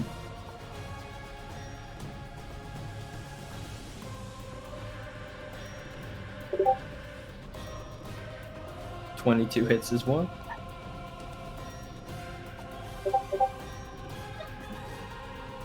He's looking very wounded. Cool. And Agile Parry. Gotcha. Alright, Alfreda's turn. She's going to swing at the War Chief. That's a miss. That one hits.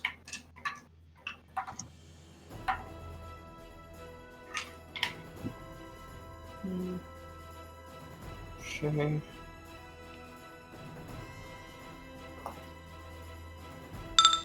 Gia. All right, I'm going to stop. Make an attack. Mm-hmm. 19 to hit.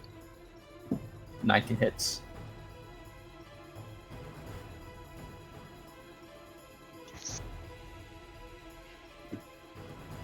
$12 damage. Nice. Gonna attack again.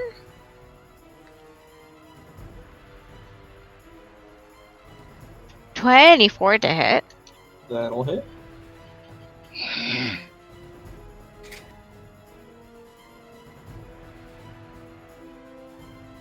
17 damage. Nice. Still up, still living, still kicking. Living, still kicking. Sweet. I'm gonna action surge. All right.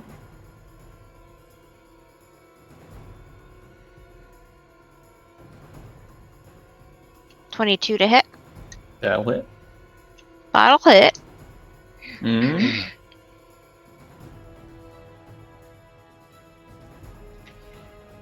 13 damage. Nice. And my last attack.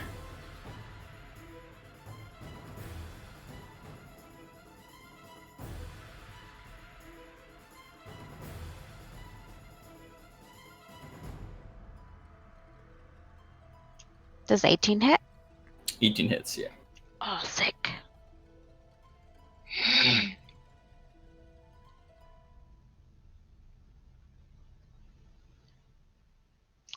I am going to use my Heartfire as well. Lay it on him. Oh, I will. Give him the heartburn.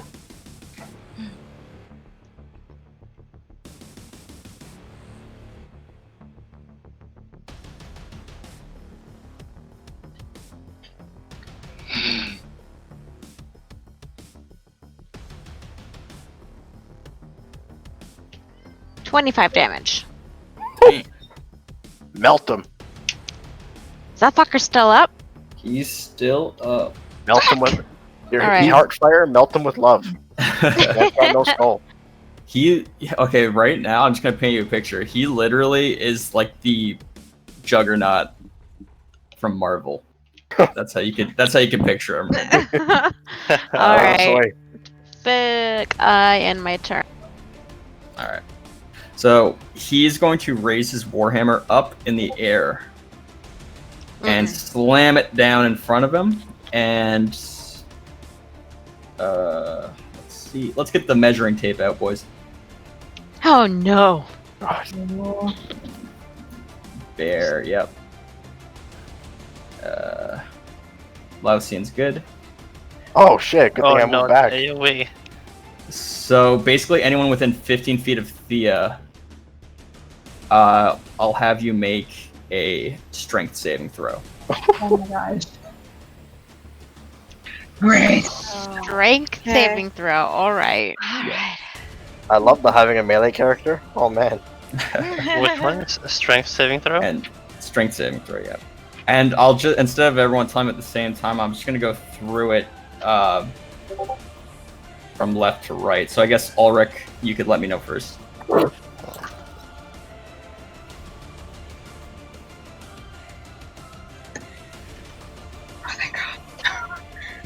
Okay. 20. 20? Nice. Unnatural. So you just make it. Oh. What? Oh, no. Now we know what it is then. Oh. It's a good So fucking everyone thing I failed. got that. No, I got a 20. Unnatural. So you just make it as well. Yes. My face hurts already. So Corhill's a pancake. Alright, did anyone else get 20 at least? Besides No. Core? Alright. Nope.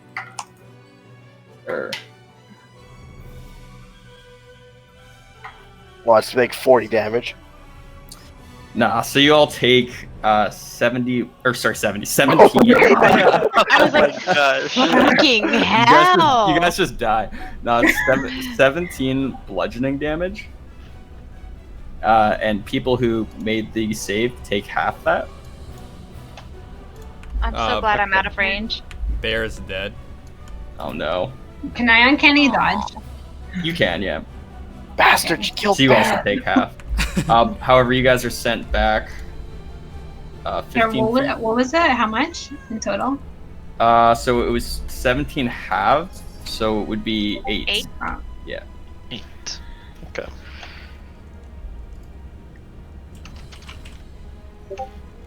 Oh wait, Thea made it, and Alfreda did not. Asher did not. Monster. How could you? You Dwarf. killed the bear. Did he Dwarf. hurt his own dwarf buddy? Yeah, he's dead. Oh. Nice. That's how you do it. Not. That's a toxic relationship. And Mimi gets thrown back over here. When Felangrim kills his own buddy, Laosi just laughs because he expected that to happen. All right. So now that you guys are all separated, he's going to take a whack at Thea to get him out of his way. Oh, fuck.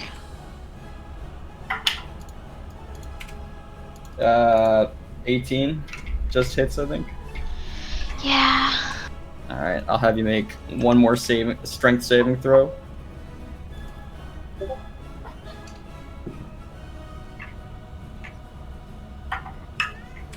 That's a good old 15. So that fails. You're gonna get knocked back. So it's going to be 24 bludgeoning Pardon me? Okay. and 3 necrotic. Thea's down. Uh-oh. Ruh-roh, Raggy. And he's going to take a strike from Ulrich if you choose to use your reaction to strike him. Sure. Oh, no. You can take off his hex. He's still got 1 hex, but I'll Got a pick up hex the for me as well. Y'all are gonna hate me in a second. Wait, what kind of attack would it be? Just a normal. Just regular one with your axe or whatever. So because he moved, he gets hit by cordon of arrows, but because he moved through the spirit, he gets healed. Oh. Or I'll let you roll the 2d6s. Yeah. Isn't that I'll isn't that if he starts or ends his turn in the spirit? No, it's if he moves through it for the Will first we time, be able to put or an starts his icon turn on there. I could find one, yeah. 1 sec. Yeah. I'm just gonna put Annette because everyone loves Annette. Sounds perfect. Let me know when who the hell's Annette? I think it's literally the session before you got here, so like the last time we played in person. But Annette's the mage that Corhill chopped the hand off of. I did? Yeah. Remember when you guys stormed the crew and then you were like killing Alfreda's crew and then you sliced someone's hand off? Oh, damn. Alright, so But she looks so innocent. here's the d6 for the damage. Okay. So Alright. 3. Here's the d6 for the healing. Okay. 1 damage. So there's 1 arrow left. Also Ulrich, 18 hits. Okay. So Nice. 11 is damage. Nice. Okay. So he just sends everyone flying back. Swings at Thea, knocks her out of the way. He actually charges at Thea with the Warhammer. But we'll just say for RP elements that Corhill is going to take the blow instead. So he's going to swing at Corhill. Okay. It's going to be a 19, which is a natural. It's a crit for him. Yep. Wow. Oh my god. He got max damage. Yo, So 40. So it's going to be. It's going to be 36 bludgeoning and 5 necrotic. what kind of oven do you I am have? down. Is that like a Oh my Con gosh. Air, like General Electric oven? Like It's certainly not an easy bake. Yeah. Do you have like a convection oven, like industrial one, or what's going on here, Willis? I just got the regular standard oven. But okay, so Cordial. So Felangrim runs forward after knocking everyone in your party backwards, including some of his own men. And as he charges forward, he swings his warhammer. You run in front of Thea just in time, and you sort of brace yourself by bringing up your great axes to block as much damage as you can. You start to, as he slams down, you hear this sickening sound of your great axe, Chile, being bent.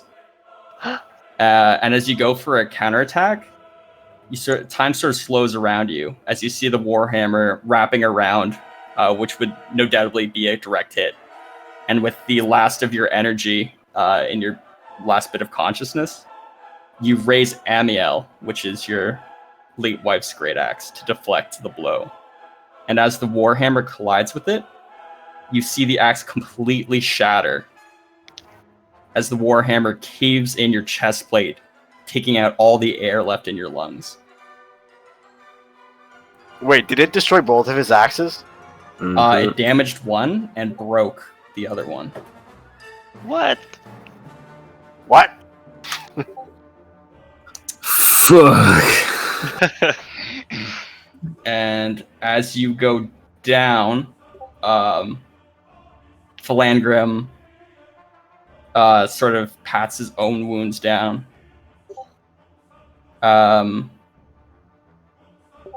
He heals. So he says, you bastards. Azrael will take you all. Blood Witch, get me out of here. As he disappears. Oh wait, before he disappears though, he's going to raise his Warhammer up one last time before slamming it back down on the floor. You guys see the floor actually tear into two as it continues to crack. So it splits this into two. The walls also start to crumble as well. You see below you that the ground shatters, and the stairs leading back to where you came from is only on your side. And as there's this about 30-foot gap between the chamber, Alfreda's stuck on one side, and these dwarves just sort of fall and die. Wow. Hi. I'm gonna run over and stabilize those two.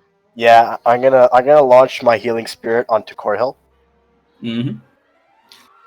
You said he left his axe around here, right? Or his hammer? He slammed it down, but he took it with him when you teleported away. Okay. I'm locked in place. I'm also gonna run to Corhill to try and. Oh, I'm locked. Sure. Let me out. Yeah. Aster, do you want to try and help Thea? I'll take Corhill. I'll try to help Thea, and I've got mending for that axe and can try to fix it. Alright. Mm-hmm. I'm gonna cast Cure Wounds on Corhill. Wait, you can you can move your healing spirit. I did. You can just move it between them every 6 seconds. Oh shit! So you Can don't have to I use roll that thing. for medicine to try to stabilize her? Yeah. Yeah, make the medicine. I'm gonna then How move. did he escape? Did he 18. just teleport or something? The blood Yeah, witch he teleported him away. out. Yeah. 18 to stabilize Thea. All right. Yeah, I'd say that you're able to stabilize them. How wounded? I'm gonna move the spirit onto Thea. Mm-hmm. How Takes visibly heal wounded 4. are both of them? I'm dead. They're down. Like, They're is there a lot of blood? You see now blood starts to pour out of Corill's armors. His chest plate's completely caved in. Thea is unconscious. Any blood? You see blood, yeah. I literally licked their wounds. Ah. What Oh, the nice. fuck? Jesus Christ. Can you just kill me? That's an Eve move. I'm gonna cast I would Cure not Wounds lick onto people's Corhill. wounds. Hold on. I look at him with disgust, though. That's disgusting. I'm helping clean the I'm wound. helping. I pray. Corhill, you heal 11. Trying Alright, to thanks. make them better. So you heal 14 in total, Corhill. Sorry, Sky, you do a prayer? I'm just praying for both of them. Okay. I'm That's gonna all pee we really can quick do. before things get really intense, by the way. One second. Things are gonna get intense? I'm They're dead. not Wait. intense yet. They weren't already intent. This guy's gonna kill us all. Happy Corhill. I think you it's don't- because the whole thing is crumbling down. He wants to know how we're gonna get out. And I was gonna say shit, everybody can ride Mimi, but I don't think Mimi can fit through the door. Corhill, you back up? Yeah, with the 14 you gave me, I'm up. Can you also heal Thea? I'm gonna bounce the spirit back onto Thea while Brendan is relieving himself. Okay, well that's That's great. That's yep. You're up. You're alive, baby. Certainly And feel am. good. I guess I could just keep bouncing it between them too, right? Yeah, every 6 seconds for a minute, you can bounce it back and But forth. wait to see, because we don't know about this chasm thing. Yeah, we might not have a minute. Well, who knows? Alright, I'll wait. I'm interested to know what my AC is now. 0. This is when Golden Back had no beforehand. armor because of the wings. I am back. Okay, so sorry. So, you cast was it restore or Aster? I just rolled medicine to stabilize her. Got you. And Sky's praying. You put the healing spirit on both of them. Yeah, I've just been bouncing in between them.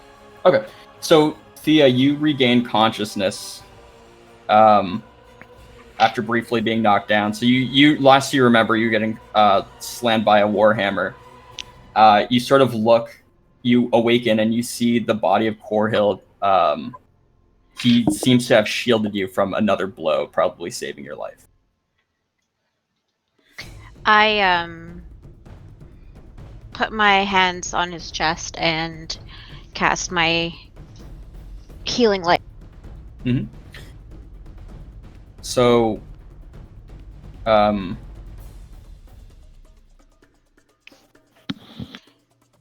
you stabilize Coral, and you take all of the health points, but you don't awaken from this blow. And you guys see this. You guys also notice that Alfreda had jumped across, but didn't exactly land. Actually, the only person that would see this, everyone's sort of looking at these two. So Thea, you notice this, but you also notice that the chamber's crumbling, and probably the integrity of the entire temple won't be there for much longer. So You she sort of- jumps, but she hasn't landed? No, she's like Lion King style on the edge.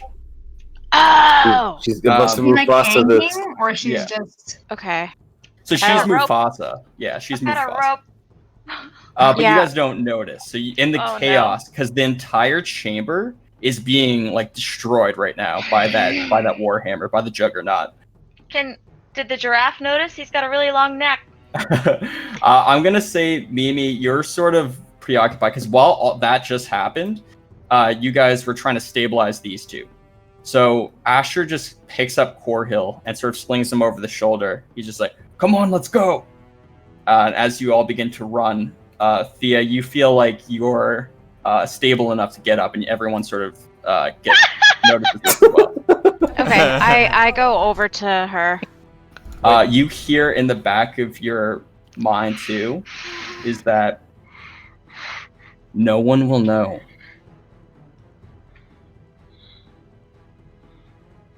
Eliminate the threat.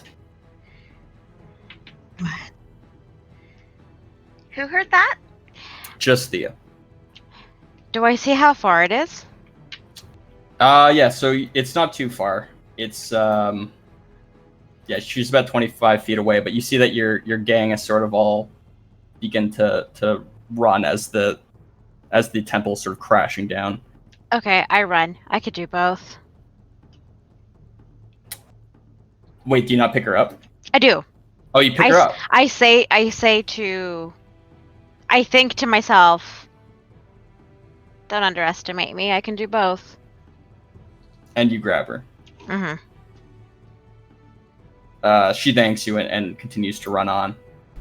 I'll have everyone make... Wait, this is gonna affect things. Can the giraffe fit through the door there? Yeah. Alright, if you want to continue as giraffe. Yeah, Mimi's gonna take a bunch of people on their back. Okay, so Asher's just gonna throw Corhill's body on top of your giraffe body. Okay. How many people can Mimi fit? I'm a huge beast, so probably like 4 at least, at the very least. Think of yourself as Appa from Avatar. Oh. Nice. Yep. Yep. So yeah, you can fit 4. Whoever has the heaviest armor, I guess. So Asher probably will join on top after he puts portal down. Not Ulrich. Oh, not Ulrich. Not Well, Ulrich. actually, I have no armor at the moment. Yeah, you're light, dude. You can run. Are you Sky's pretty fast too. So whoever wants to be on Giraffe. Oh. So actually, I need to know because everyone I'll else be is on the not giraffe. on Giraffe. Okay. Be on the giraffe. Aster hops on too. I will run. Which direction are we fleeing? You guys are just fleeing up, but we're just gonna do rolls. I won't have you guys go through the entire dungeon, but I'll just have one roll. We'll do acrobatics. Sorry. How you guys fare. Oh. Who's on the giraffe right now? Acro or athletics? I'm on. Just acrobatics. Can I aid since I'm on the back of the giraffe? Like tug his head to the side if something is in the way? I'm gonna say no because Mimi's carrying people. So I like while you can be steering Mimi, it would just be a regular roll without disadvantage or advantage. Okay. You said acro or athletics? Acrobatics. Come on, Mimi. I'm assuming Alright, Corhill got is on Mimi. My Coral's life on is me. literally in your hands, Jeremy. In your Who else? I rolled a crit. I rolled a natural 1, but I'm gonna use my lucky. Yeah, please do. Nat 20, baby. Yes, please do. That's a nat 20. Oh, there we go. Hey. All right, Ulrich. Yeah. 12, eh? Everyone else got pretty good. That was 3 Um, nat 20s. I got an unnatural 20. Very nice. Okay, so basically, everyone did pretty good from what I'm. Did anyone get a bad roll that I'm not seeing? I feel like you guys did pretty well.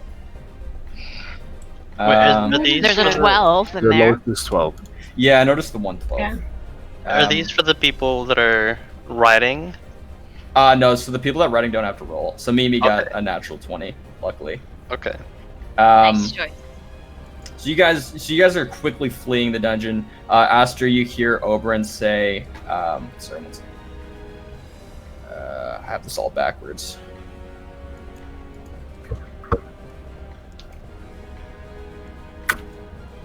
Oberyn says, "Quick, get back to the portal. I can change the teleportation runes to get us back to Belnade Isle." I shout that to everybody else after he says that. So with those rolls, you guys, Mimi, you know exactly where the teleportation circle. It's basically where you guys came from. So you guys move past the corridor with all the spiders, past the water room, and just go straight to the teleportation circle.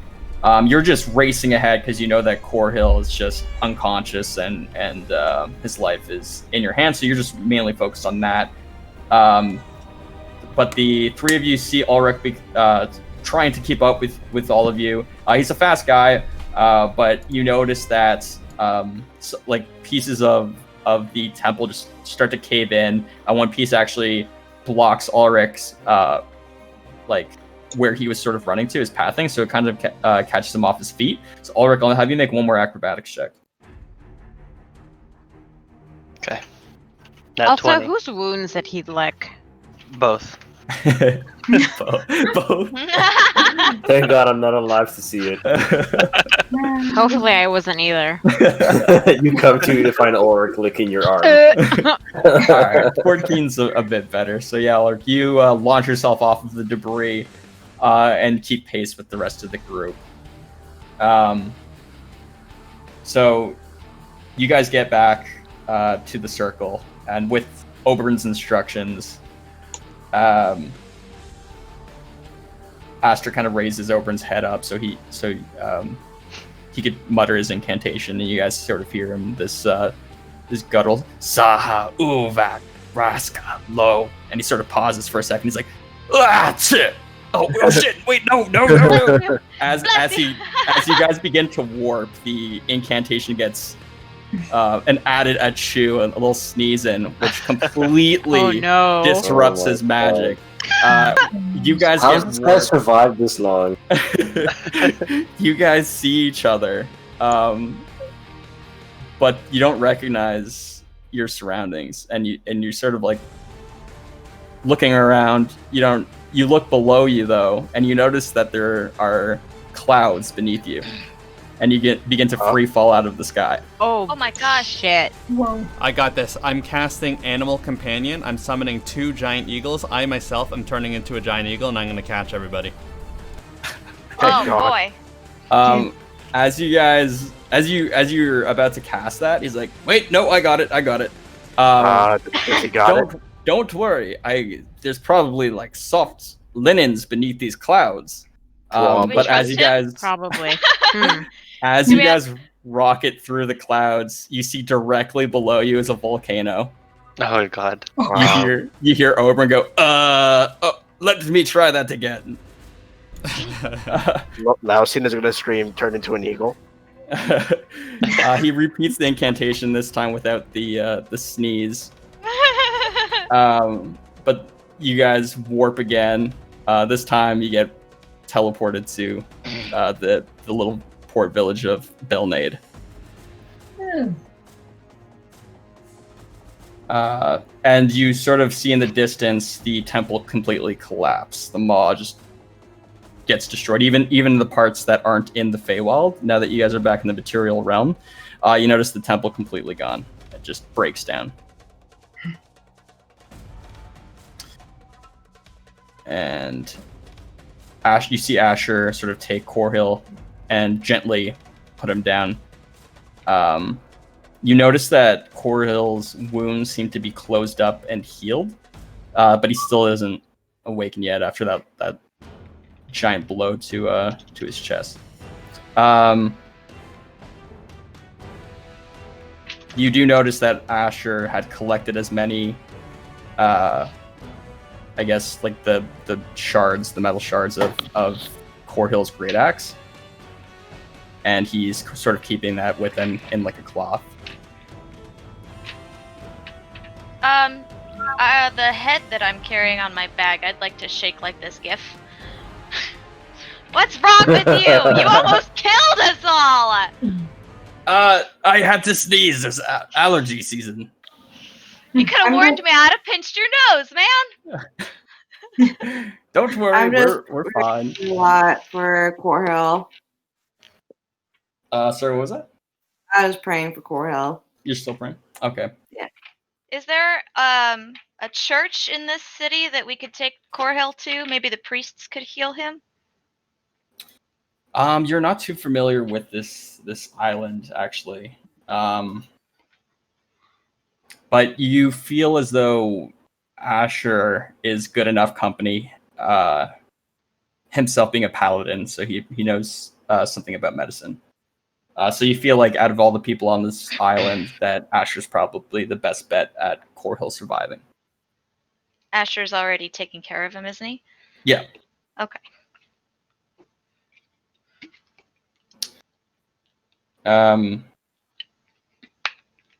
What's this town like? Yeah, so this is like less notable island. It's called Belnade Isle. Their main export are bananas, but they don't get many visitors, nor do they have many traders. So the most of their revenue, it's a pretty poor village, and the most of the revenue is just from travelers that sort of, like yourselves, get washed ashore, essentially, or treasure hunters that are trying to go to the maw. Just reconfirming, this place is just in like the regular realm, not the Fey realm. This is back in the material realm. So this is where you guys started when you first brought your ship here. Can Mimi tell if time has changed? Yeah, you guys were there briefly, but when you guys went in, it was very early in the morning when you had that person from the inn sort of bringing you to the maw. But you now notice that it's nighttime, so you probably spent the full day at least here. Gotcha. Are the poor villagers like looking at the destruction in the distance, like with their mouths hanging open? The port's a little bit far away from the village, but you notice commotion from the villages as you see the town guard sort of carrying spears and torches as they begin to investigate. But you guys are away from the destruction, so you guys are at the actual port. So the temple was pretty far, but the village is like kind of not in chaos, but they're kind of curious what that was. Should we bring him to our ship? Yeah, think we should so, carry him yeah. to the ship and have Asher take care of him there in a cot where he can lay comfortably. Does Lausia know where he is? Is he aware that he's no longer in the Feywild, or that he has moved into a different realm? You haven't been to the material plane before, but you do recognize that this sensation is very different, and you don't recognize your surroundings at all. You're also very accustomed to the Twilight Highlands, where it's sort of I forgot the word, but it's not night, not day, kind of like in the middle. So it being completely dark is a bit harrowing because you know that to be you kind of relate the darkness to Queen Mab, the Queen of Ice, so you're not really used to this at all. All right. But yeah, you guys sort of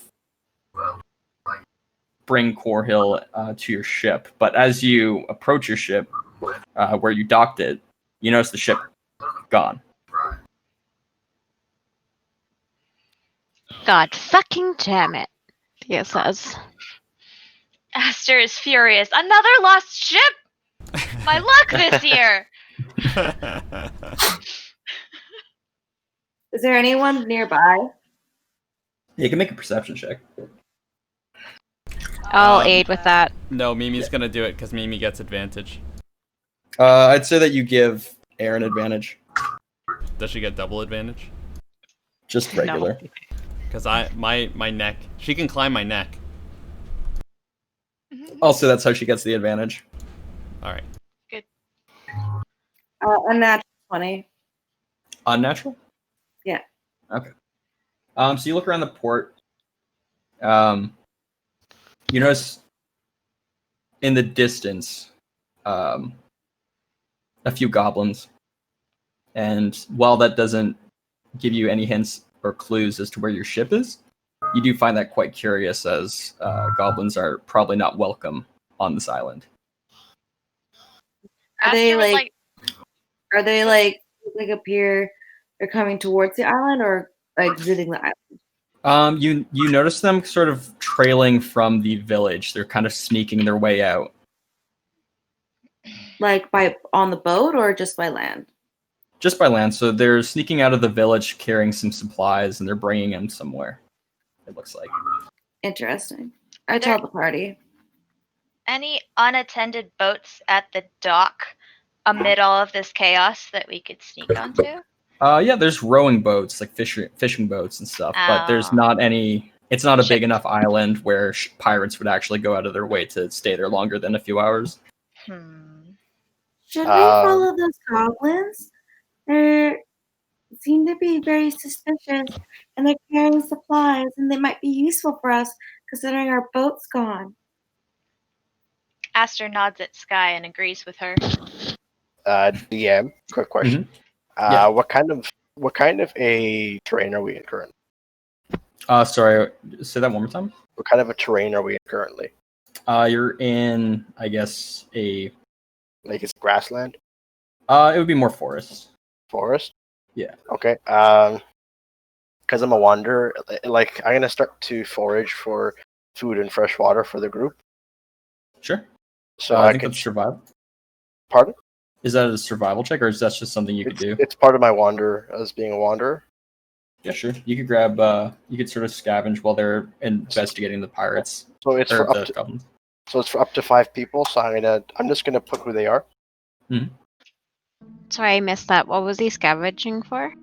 Just like berries and like mushrooms, basically, getting you guys some food. I'm gonna help him and mostly just look for things that I could use in that I found in my beginner's guide to brewing. Mm-hmm. So those are the 5 that will benefit, and they will receive food and water ration. I love this music. You notice nearby, Thea, in your search that you find like large barley. This from Final Fantasy? Yeah. Final Fantasy 9. To be exact. While they're doing that, can I like sneakily follow the goblin's trail? I'm gonna sneak him too. Okay. I'll So follow as well.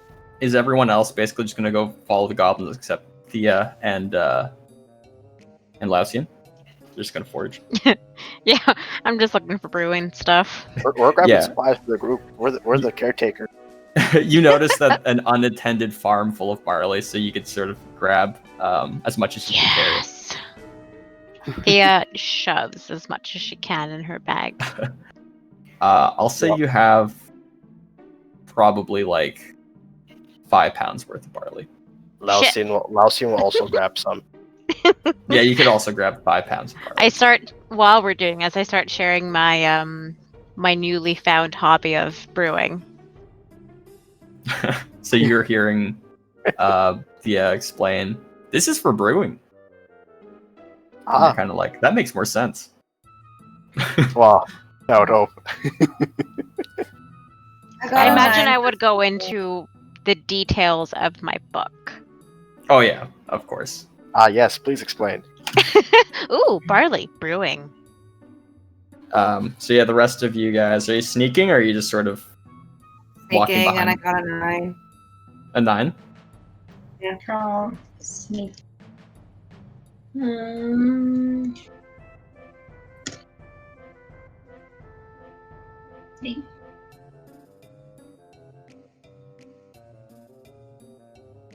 Oh, nice. Mimi, I'm assuming you're also going with them? Yeah. No, Like with the You, sneaking around? because I'm a wanderer, I can forage food and water for myself and up to 5 people. You're one of the 5. You get a ration. What did Mimi get? Peanut. I'm just gonna roll for Mimi 1 sec. Yeah.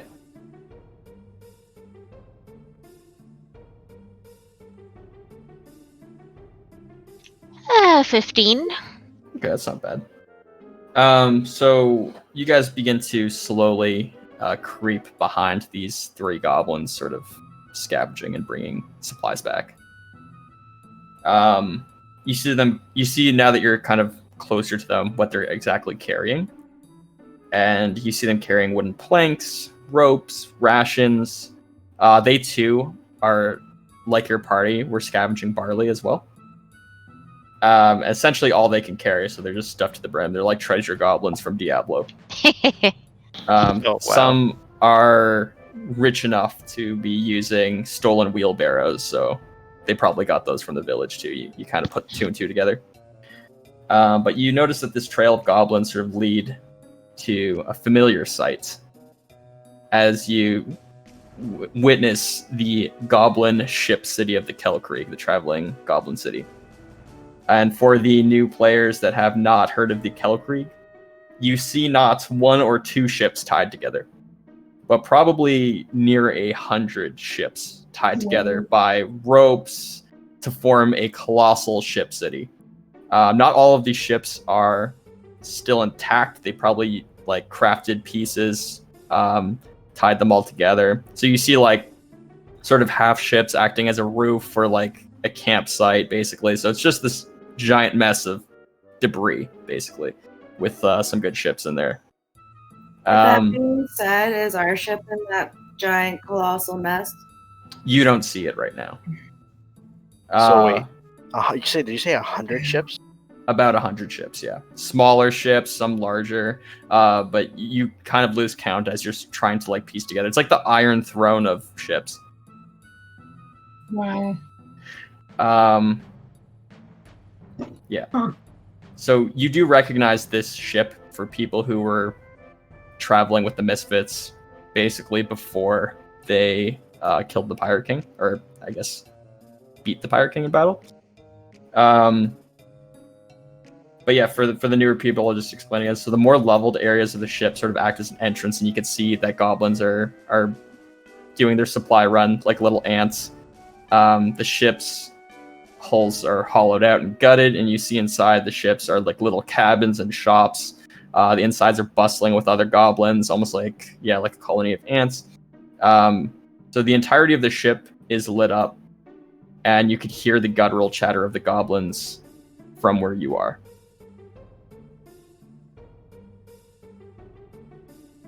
Have me and Thea reunited with the group at this point? I'd say not yet.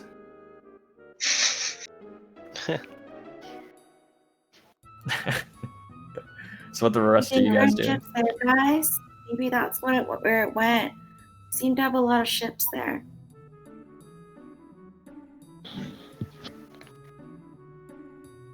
Can Mimi in draft form take a look to see if our ship is anywhere near the Kelkrig? Yeah, so Sky was sort of looking for it too, and she couldn't find it. Gotcha. I guess I'm gonna start approaching the ship. Sure. You guys get out of stealth, and sort of the goblins you were following kind of catch wind that you're behind them, and they look behind them to see an unconscious man on top of a giraffe. Some adventurers sort of sneaking behind them. Their eyes widen, and they sort of go, "Ah!" and begin to run to the Kelkrig. They sound strangely a lot like you. And as you begin to approach the city, the goblins are long gone. They just sort of dropped half of their supplies and ran away. The stuff they drop, if any of it's like rations or something useful, can I have it? Sure. So yeah, you scavenge together 2 giant planks of wood, 1 ration, and about 10 pounds of barley tied together. I won't take the wood. I'll take the barley and the 1 ration. Sure. Are there enough barley and rations? Is it We don't 2 have- rations? We don't have enough barley. So Sky grabs the giant 2 bushes of barley, and Sky, you see Aldrea sort of like a cat, like poke her head out to see if she could get any scraps, and she looks towards the ration. I honestly am more focused on the ration. I was just gonna give the barley to Thea because she's like brewing stuff. Oh, true. So you just go straight for the ration. Yeah, the Aldrea, ration is my main concern. I was just gonna be a friend and like give it to Thea. Sure. So you guys both can grab like a bush. Okay. So you guys both have 5 pounds worth. But you sort of hear, "Hey, what's your business here?" And you look up and you see a little goblin. Well, we see that we're trying to look for a ship. Ah. Yeah, probably ended up with us. Well, mind if we take a look? Well, the last time we did that, our city got invaded by hobgoblins, so we don't really let other people in. Wow.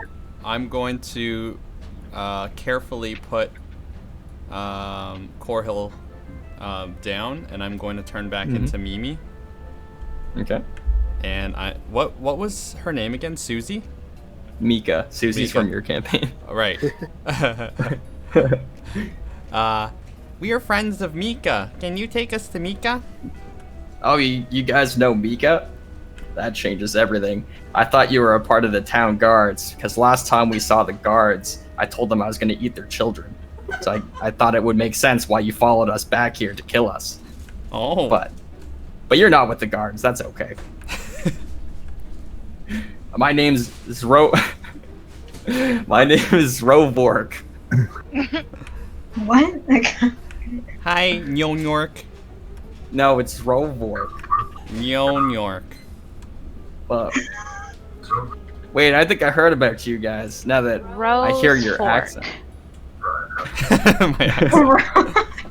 I'm gonna cast Animal Companion again, and I'm just gonna summon a bunch of really fluffy sheep, and they're going to carry Corhill's body, the softest sheep imaginable.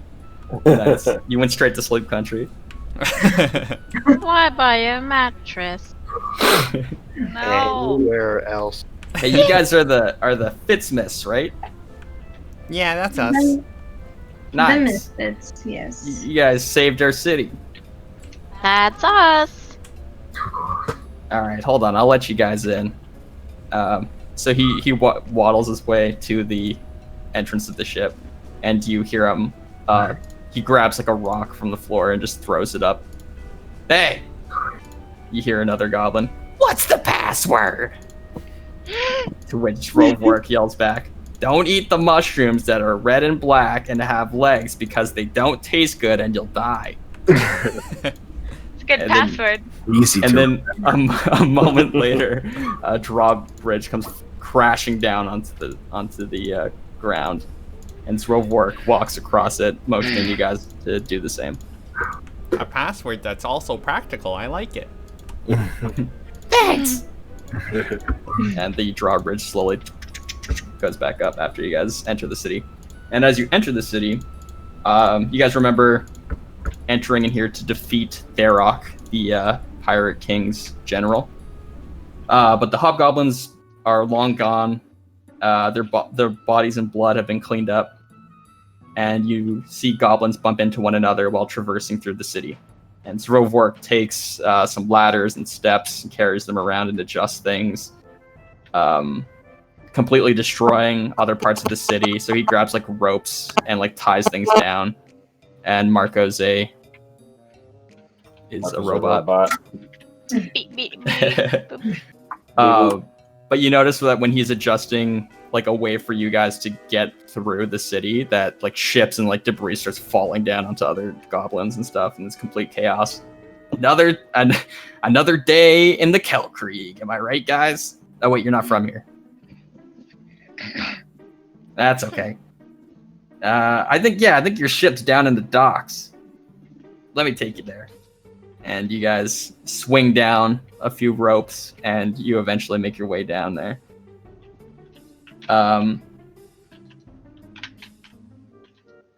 So you see that the dock is sort of formed out of mass and rope, and actually it looks like they just stole like wooden planks from the actual dock and just tied it together to make their own dock in the city. But it's like barely floating above water, and as you like sort of like walk across it, you feel like it's very unstable. But you do find your ship, and you see your crew sitting there. Patiently waiting. Our crew is still on it. Yeah. They just let themselves get abducted. Yeah. So you see your ship. You see Alfreda's ship as well, right beside it. Both ships have goblins on board, just hammering away, fixing damages and whatnot. One of which you recognize as Mika, who's the leader you guys appointed to the Kelkrieg. And as you approach, you're like, "Oh, hello." I'm gonna fly up to her. Hi, Mika. How's it going? I found your ship. Thanks. Looks like There was a hole in it. Yeah, I don't want to talk about that. How have you been? I've been good. Ready to kill the Pirate King. Oh yeah, we took care of that. What? We came all this way. Yeah, but now it's a reunion. It's nice. That's true. Anyway, I'm repairing your ship, but it could take quite a while. You guys really made it cheddar cheese. Is that the right one? I think with you all mean, the holes in it. I think you mean Swiss. What's that? I don't know. I read it in a book once. Oh, I can't read. Oh, that's okay. I'm just 3.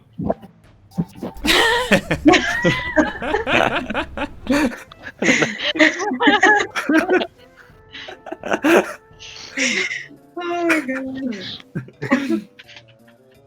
So anyway, we have our friend here who's not doing so well. Is there a place that we could take him where you can relax? Yeah, probably in a little cubby here and there, but he's pretty big. I think you should stay on your ship. Or Right. like on a ship.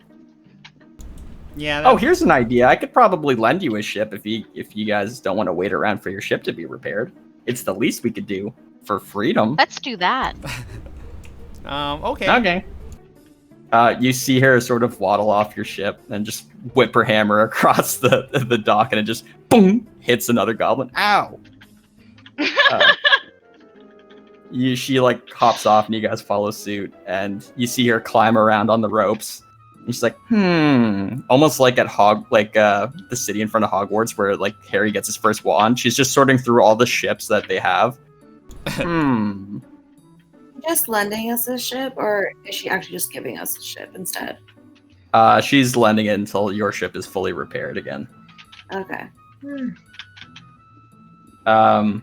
It's like, this one will do. And you see that this ship that she picked was vital to the ship's integrity. And as she bites the rope off, like a fourth of the wall just completely collapses. And you see the portion of the city just like goblins just falling out of their little burrows. All their tools and belongings just come crashing down into the water. No. And she's like, whoops. But the ship just lands in the water. Yeah, you can have this one for now. Okay. What about all that stuff in the water now? Nah. Is the ship she gave us in pretty decent repair? Yeah, you think that she probably like gave you the best ship that she could give you. You take a look. The ship isn't as big or nearly as well maintained as the Basilisk is. But you know, it'll get you to where you need to go in the meantime, temporarily. Okay. Yeah, it's kind of cozy. There's no rooms in it. It's just like the bottom is just for cannons. But you know, there's some cots in there that we didn't steal. Or I guess we did steal it because they're dead. Okay, thank you. How long will it take for our ship to be better? Well, like I said, it's cheddar cheese, so it's not very solid at all. Cheddar cheese. I'm thinking maybe 3 weeks. Well, that's a good amount of time. Where should we meet you to get our ship back? Well, where are you going? We don't have a destination anymore since the king's dead.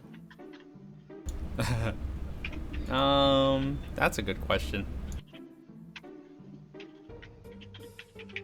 In the meantime, I'm going to instruct my pirate crew to move the supplies over. Yeah, all of our stuff. Yeah. I would like to go see I'd like to go see where I buried my friend. Oh, that's sad. Oh, that's really depressing. We don't bury people; they just fall into the ocean and die, and we never see them again. Oh. Wasn't that in Valen? Yes. Yeah. And how far away is that from here? You guys are heading there anyway. Okay. You guys are going to Belkarth, which is in Valen, and it's near where you buried the other pixie, Ella. Yeah, you can pull up, or I'll pull up the map so you guys know exactly where you're going.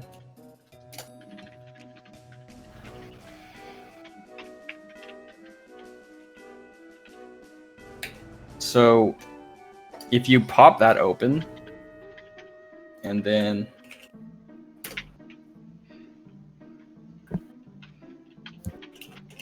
Sorry, where are we exactly again? Yeah, I'll show you guys that.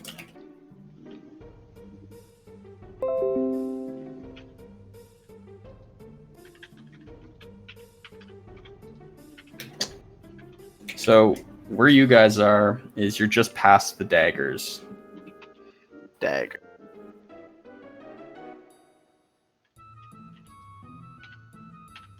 And you guys are trying to go to Belkarth. Yeah, so Ella's tree is just south of Belkarth.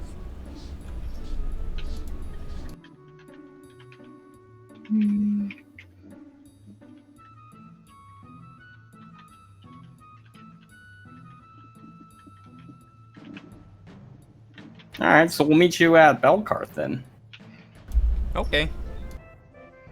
I'll instruct my sheep to to take Corhill onto a cot, but still stay there and keep him warm as a blanket and a pillow.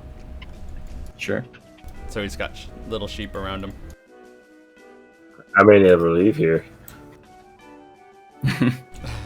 It's so comfy. Eternal slumber. I've had enough of that fighting stuff. This is Corhill running on top of the sheep right here. They're just carrying him along. Alright. So, before you guys set sail, before we end tonight's session, I'm just gonna get to Corhill before we close out, because I kind of left him in a weird place. Leave him dying. He's on top of sheep. It's pretty normal. So, Corhill. So, during all of this, this chaos of goblin cities and farming barley, I'm just gonna skip the... I completely forgot to ask if there was a merchant in these cities. Yeah. We'll do the merchant stuff next week, I think. Alright. Awesome.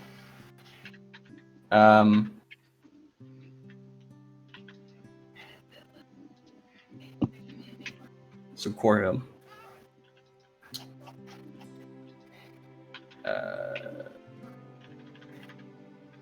I don't like. When you open your eyes from being knocked down to the ground, you open them to a familiar autumn orange, and you sort of look around, and you remember the trees that surround your cabin back in Crace. And you feel a wind gently caress your hair, and you hear the chirps of the nearby birds. As you jolt up and look around, you recognize the door that you and Elena had carefully carved and crafted together.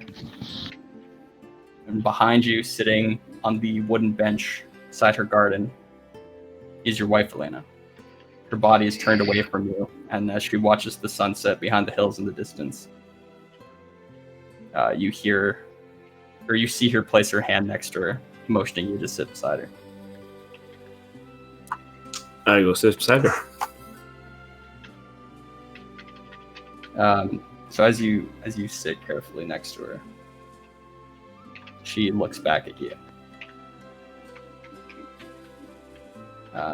You see she has this large smile, and you sort of have your doubts right now, but that this might be some kind of illusion, but you can't deny that the woman in front of you looks exactly like how you remember her. And you finally hear her speak. Look at you. You've gotten even stronger than I remember. Probably from dragging my axe alongside you all this time. She laughs.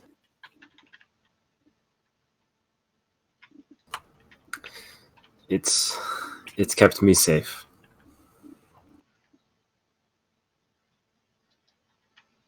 You've been strong all these years.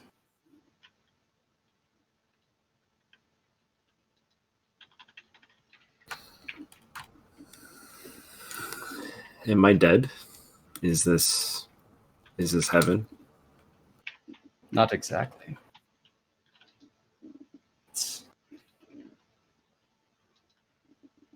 I'm not sure exactly what this is, but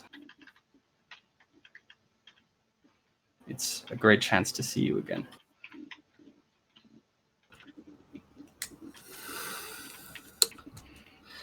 It is a good chance to see you again. But if this is not real, if this is some sort of trick or illusion, I request that you stop right now.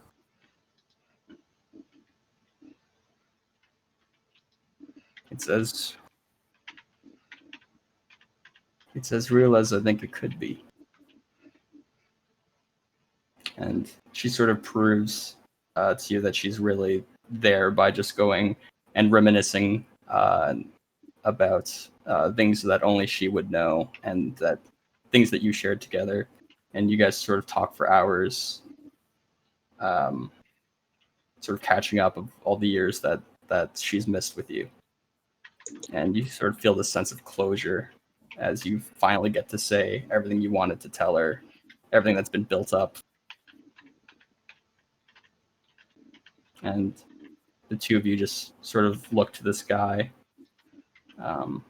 Time has passed greatly as you sort of been talking for hours and hours. The moon now very prominent. And you begin to feel this tug from behind you. And she looks behind you as well, and you sort of see the cabin door now open. And inside the hut, you see your friends calling back to you.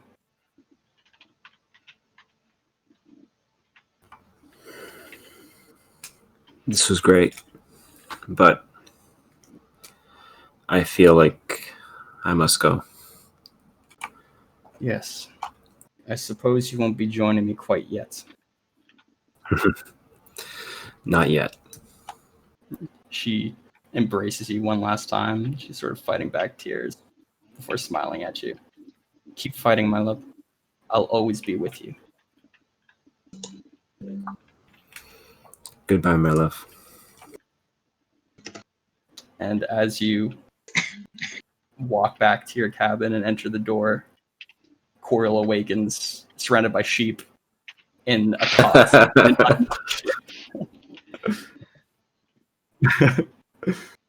And we'll end the session there.